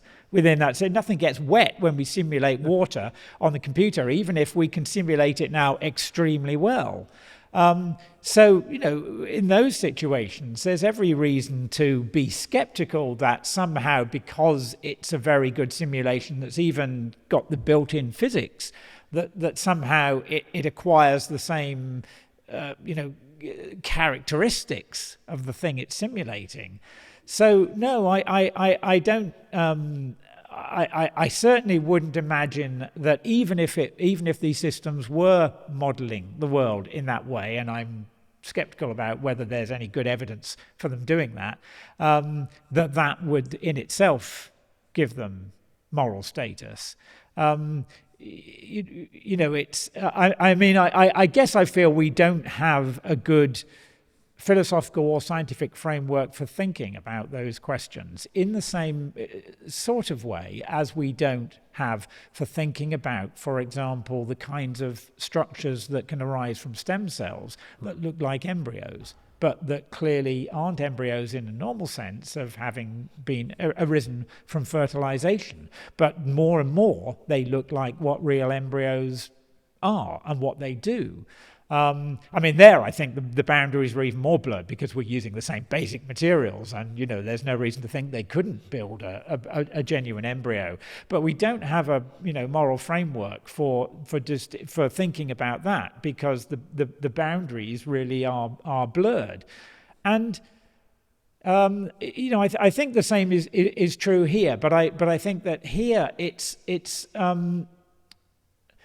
I guess it seems peculiar to me that because we have built these artificial systems precisely in order to so convincingly mimic what we do, based on the human data that we have given it, why we're quite so surprised that they do it so well. I think it's very impressive that they do it so well, but given that that's what we've designed them to do and trained them on human responses, the fact that they give responses that are increasingly looking like ours, I simply don't follow the reasoning of why that somehow means magically, it seems to me, inside the system some sentience has arisen. Yeah, that's really interesting. So you are making the principle argument rather than the practice argument. And it makes a lot of sense to me. And I agree with you that a simulation of fire isn't hot and a simulation of a stomach doesn't digest. But they would say that, like Wolfram, for example, he has this idea that the universe is actually a giant graph cellular automaton. And all of the things that we think happen in the universe, like, object permanence and that we exist in the same space every single time, he would say, no, you're actually darting about all over the place. This is just your perception as an observer. You see little pockets of computational reducibility and you only make sense of that. And even Carl Freston, he would make a similar kind of argument, I think. So then at some point you kind of say, well, you might be in a computer simulation. All of this quality, this conscious experience we have might just be an illusion. And so then you get into this discussion of, well, it's just a matter of degree. When something becomes sufficiently high resolution, would it, for all intents and purposes, be the same thing? It seems to me to be a very okay. No, let me think how best to say this. I suppose it's the ultimate example of this metaphor of information being taken to the extreme. Yeah. Because it's so high resolution that you can then use it as a justification for anything.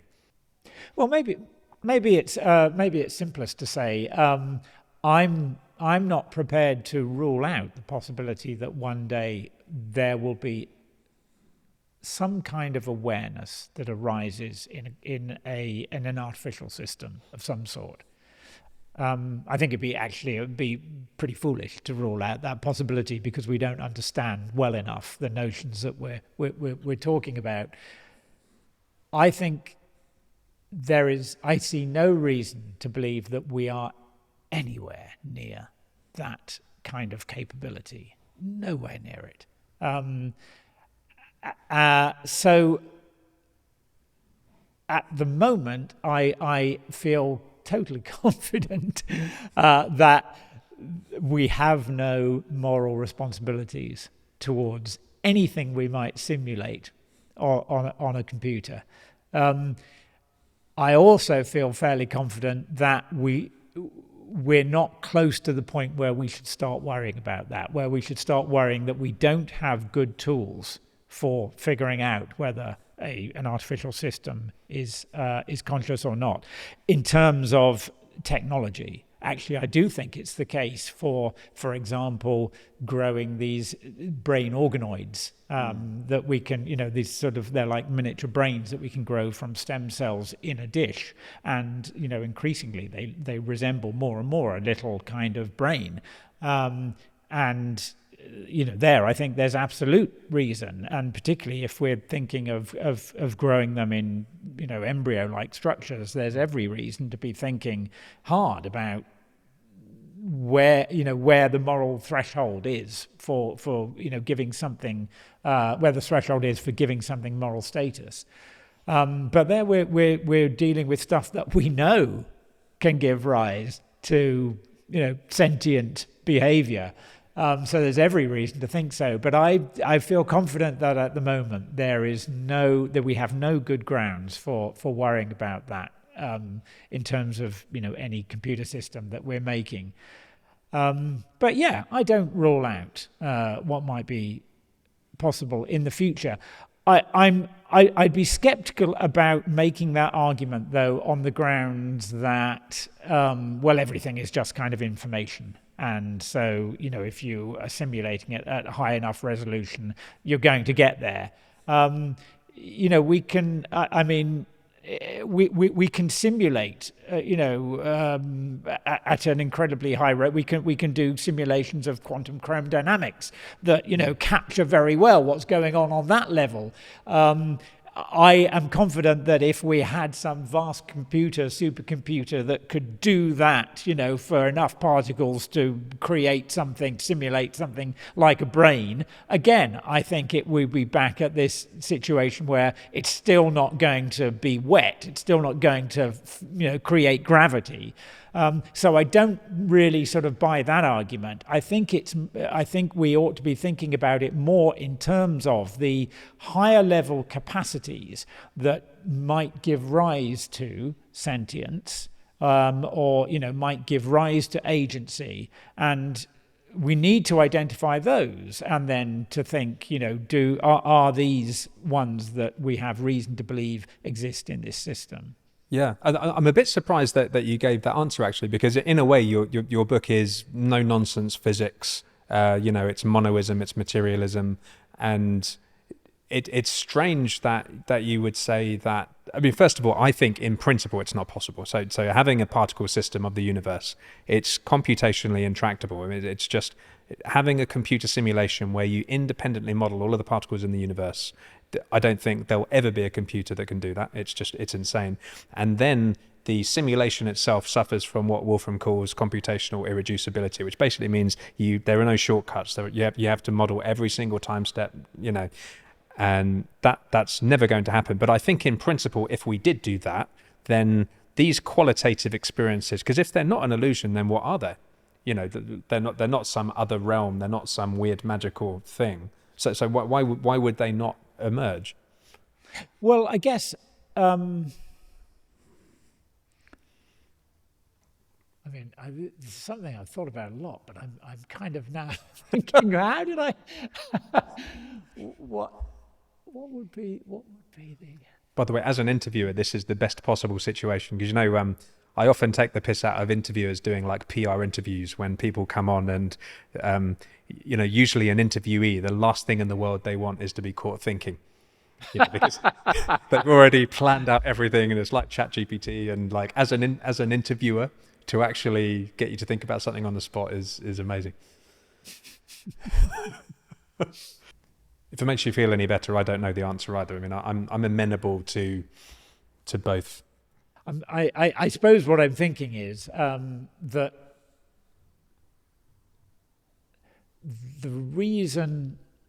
maybe the reason I'm sort of struggling to find an answer is because it would seem, if we were interested in building something like that, it would seem to me to be a peculiar way to do it, in the sense that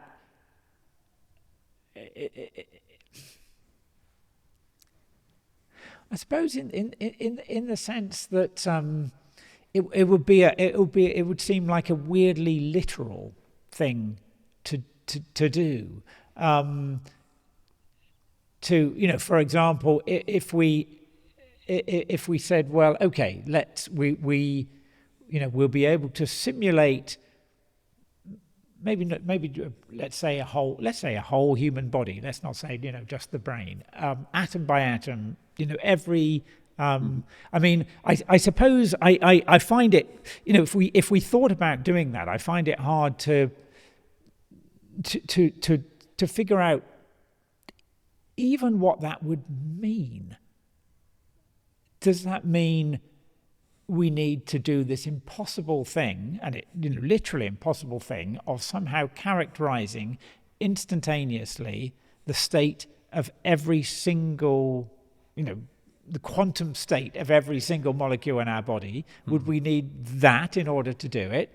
In which case we never could.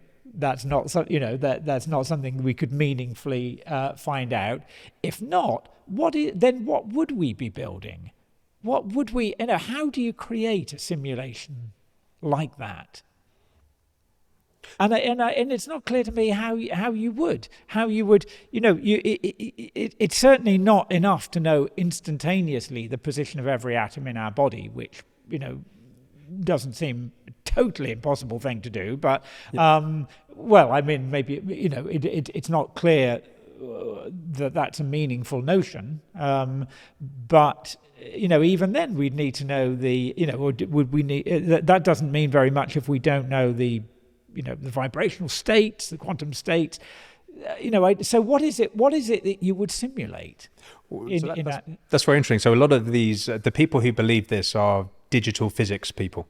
So like Yoshua Bach and Stephen Wolfram, and they believe that, first of all, the universe is discrete, which means if you go to high enough resolution, it ends. You know, there's some discrete scale. And also they believe the universe is not infinite. They believe that, you know, it's spatially, the extent is finite. So it's a little bit like and also they think that what you're simulating might not be something that we understand. It might be something that looks a bit alien, but something which gives rise to all of these levels that we do understand at the perspective we are at. Right, okay. I mean, in order to answer the question, I'm not sure that I would feel it's necessary to have any belief about whether the universe or not is finite. You know, if we're thinking about, well, can we just simulate a person and at a level that would give that simulation moral status, because there would be sort of feelings in that person. I think it's okay. Yeah, this is it is more this. It is that the reason I think I'm struggling with that question is that I don't know what it means. I do know what it means to think about, well, what are the characteristics of a sentient entity or of an entity with agency. I think those are things we can identify, and that we could potentially, certainly with agency, that we could potentially build. And it may be with sentience that ultimately we can, but I don't think we're anywhere near it because we don't know what the characteristics are. So that I can imagine, and it wouldn't have to be anything, you know, related. It wouldn't have to look human or anything. What I can't imagine is replicating a human at that level of granularity in a computer, because I don't think it's a well-defined challenge. Well, so I mean that's the constructivist take on moral status, but the other thing that the AI folks speak about, which I think is the Rubicon moment, is they think of agential AI. So all of the AI that you and I talk about, we are the sources of agency. So we tell the AIs what to do, and they are very much embedded in our cognitive nexus. But they are talking about a different type of AI, one which is the source of agency in the system. But as we've just been speaking to, the system is a valley. It has a landscape. It has these constricting kind of forces. So any AI which is the source of agency must be constrained by the environment that it's in. So if the AI was possible to monomaniacally pursue a goal, it would need to, essentially break the second law of thermodynamics, right? It would need to have enough computation to know many steps ahead what's going to happen. It would need to manipulate the system in a way which is not physically possible. So to me, it seems like a Star Trek argument to have an AI that could suddenly be divorced of the constraints of the physical system it's embedded in. Well, but is that an argument about simply the limitations that an AI like that would experience? That it could be one thing to make an agent that wanted to do this thing. It's another to make an agent that has omnipotence in order that it can do that, because the agents we know of don't have that kind of omnipotence. We have our own limits. So I'm not quite sure if that's what you mean. And I think that's certainly the thing that the idea that Bostrom seems to come up with, that somehow we imagine this malevolent, as it turns out, AI not only has this monomaniacal scheme, but has this omnipotence to be able to realize it. And I mean, I don't know if that's what you mean, but I don't really see. I think Bostrom thinks that intelligence is a universal independently scaling property. So he thinks it's independent of goals, but more importantly, he thinks it's independent of the environment. And we just said that agency is all about history. It's about having a little notebook of all the information that you've accumulated, as a result of being ensconced in the wider environment. So in a sense, the notebook I have is limited by the amount of information that I've been able to share with my environment. So it feels to me that there must be some kind of limit, because having a super intelligence must be impossible in principle, because Bostrom argues that intelligence, we just don't know what it's like to have 10 times intelligence. These things are just going to be able to know everything better than you. They're going to be able to predict hundreds of steps ahead. They're going to want to take over the world. And I just think surely that's impossible in principle. I guess I don't have a problem imagining some intelligent entity that can anticipate better than we can, just as there are some things we can anticipate better than an earthworm can. Mm-hmm. But I think it's more that I sort of that I have trouble with the idea of there being a they just seem incredibly dumb super intelligences that he imagines. And of course this argument has been made against it, that I think of Stephen Pinker, who sort of said really something is that intelligent and yet can't figure out that actually this isn't what we want the superintelligence to do. This isn't why we built it, gave it this goal, whatever. But I think that there's something in that and it maybe sort of comes down to this really, that it seems to me that Nick Bostrom's idea of intelligence is very abstracted from anything we can observe and that we find in nature. That it's that intelligence is just this thing that can be built, but actually every single living intelligence that we know, and that's what I think that at least is a sort of real intelligence, is a real agent, is trivially evolved and has evolved in a particular niche with particular capacities that suit the way it lives. We don't know of any intelligence that doesn't have that nature.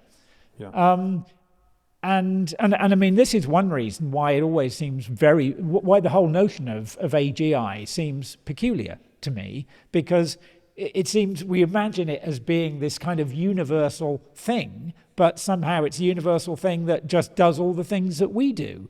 Why would, one of these systems that we're building in this way, again, why would it converge on the particular evolutionarily constrained set of possibilities and capacities that we have, and just that? It would seem a bit like building a computer that we think is just going to run a bit of graphics and Word or something and not be able to do anything else. That there isn't a computer it wouldn't work as a computer if we made it that kind of constrained in its abilities. So I imagine that if we were ever to build something like this, that would be AGI in the way it's normally talked about would be a fraction of the cognitive capabilities that it has. There's kind of a fairly trivial fraction of them. But in any event, we don't know of. I think we need to probably stop seeing intelligence as this, again, a bit like the way we saw consciousness, as this kind of fluid that you have more or less of. And to really see it as, every real example we have of intelligence is something that has been constrained and shaped by evolution to fit a particular niche. And we can think about that as the intelligence is living within a landscape of possibilities and having certain capabilities, but I don't see any value in somehow seeing an intelligence that encompasses that whole landscape, which is what we seem to be imagining sometimes. So in a way, the Bostrom view is the kind of the Elan Vital of intelligence, that it's this kind of mythical substance that you can just rub into anything. And I mean, more formally, he's arguing that it's non-physical, that it's something which is not part of the physical world, but it is. It must be enmeshed, entangled in the physical world. But also the other irony that you point out, and Melanie Mitchell made this point beautifully on her monk debate discussion last year, which is that if it was so intelligent, why would it not know? Why would it not like we talk about this alignment problem? Why would there be an alignment problem? Why would it do something so stupid if it were so smart? And this happens in both of his arguments. So in the instrumental convergence, why would it always do that particular thing? And in orthogonality, why would it, in pursuit of a particular goal, why would intelligence be completely orthogonal to its monomaniacal pursuit of that particular goal? I think the irony is that we know from the study of artificial intelligence that true intelligence is actually about goal dynamism, right? So in order to search complex deceptive spaces, the pursuit of a goal is actually the dumbest thing you can possibly do.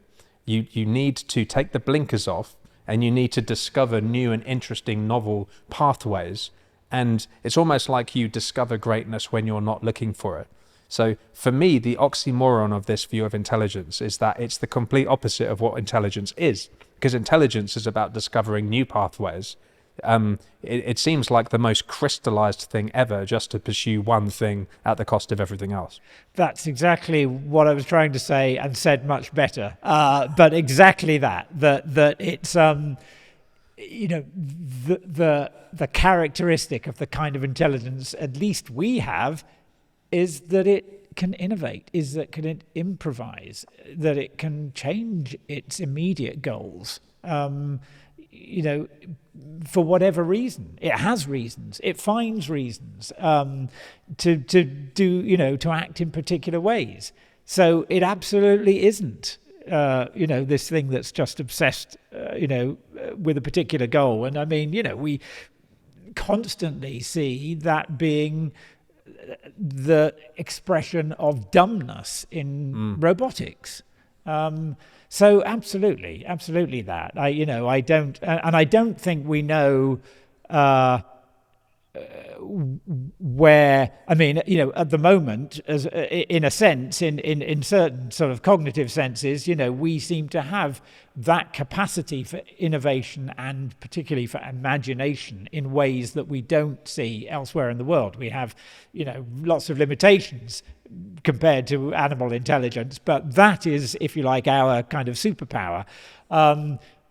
So we're as much as we know about there. But if we don't know what an intelligent agent that has more of that superpower would do. But it seems to me that that's the only way you're going to get something that is super intelligent, not something that is just narrow but omnipotent. Okay, I mean, the final question is that we do like to think of ourselves and agents as having a kind of, pursuit of a single goal. And we feel that there's a kind of almost moral purity to it. And the reality is, as we were just saying, that many of our beliefs and goals are post hoc confabulations, or they're just kind of, serendipitous to some extent. But I don't know, how do you think of those things? I mean, do you think that it's in any way detrimental, to not think of ourselves as having simple goals that we pursue?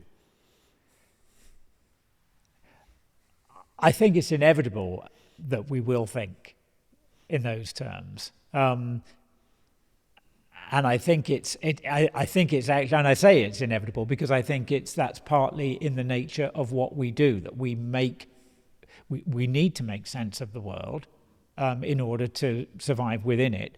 And our way of doing that is to create narratives about it.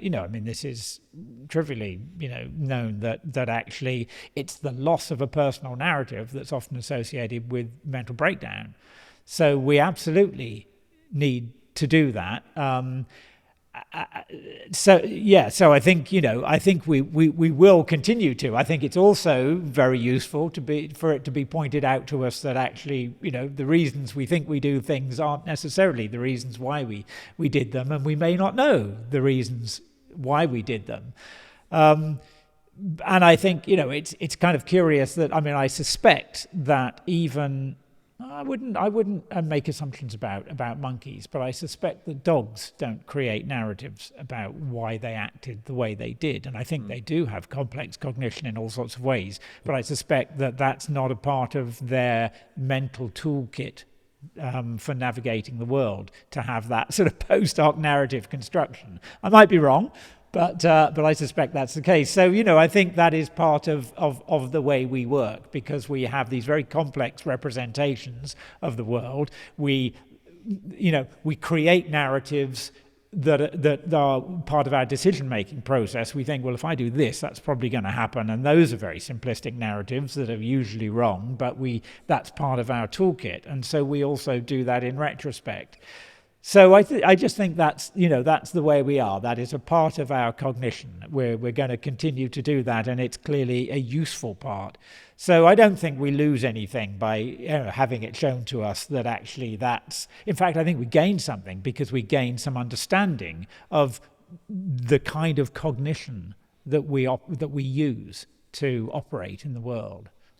Yeah, it's fascinating. I mean, there are those who argue that even our close relatives and possibly even dogs, that they do have simulations, and language is about how we share simulations mimetically. And there's an argument that chimpanzees, for example, they have the cognitive capacity for something like proto-language, but they just don't have the impetus. They don't have the instinct, the drive, and the vocalization and stuff like that. But you could think of language as just being sharing of simulations, and maybe they do have at least that part. Well, there's an argument. Daniel Dorr, a linguist, has made the argument that language is an invention for the purpose of imagination, of stimulating and sharing imagination. It's language is what enables us to project our own internal narrative into someone else, to convey it to someone else. So yeah, I absolutely think that's that language isn't about. I do buy his point of view. Language isn't about sharing information in complex ways, in terms of pointing out danger signs or saying, the food is over there or whatever. I think it really is about sharing an internal world, an internal experience in an imaginative way. So I think it's whether somehow it probably was a case of co-evolution, that language developed not in order for us to be able to do that, but it co-evolved with our ability to be able to share stories.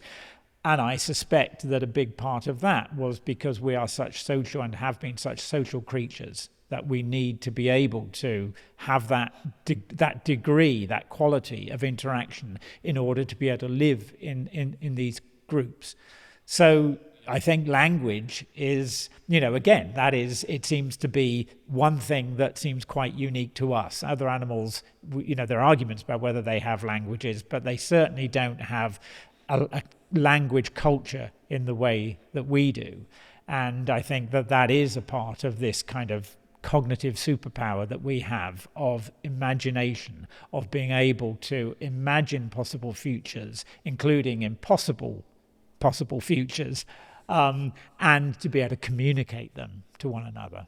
Yeah, it's so interesting. We have this ability called, I think, declarative labeling, where we can, in a very plastic and malleable way, assign things to symbols, and animals just don't have that. And I'm a huge fan of this social complexification theory of human brain development and our social world as being a kind of explanation for how we have diverged from animals. But anyway, Philip, we should round up, but this has been amazing. Just before I say goodbye, everyone needs to download and buy Philip's book immediately. Thank you so much for this beautiful book. It's been a pleasure. It's wonderful. I really enjoyed it. Fantastic. Thank you, Tim.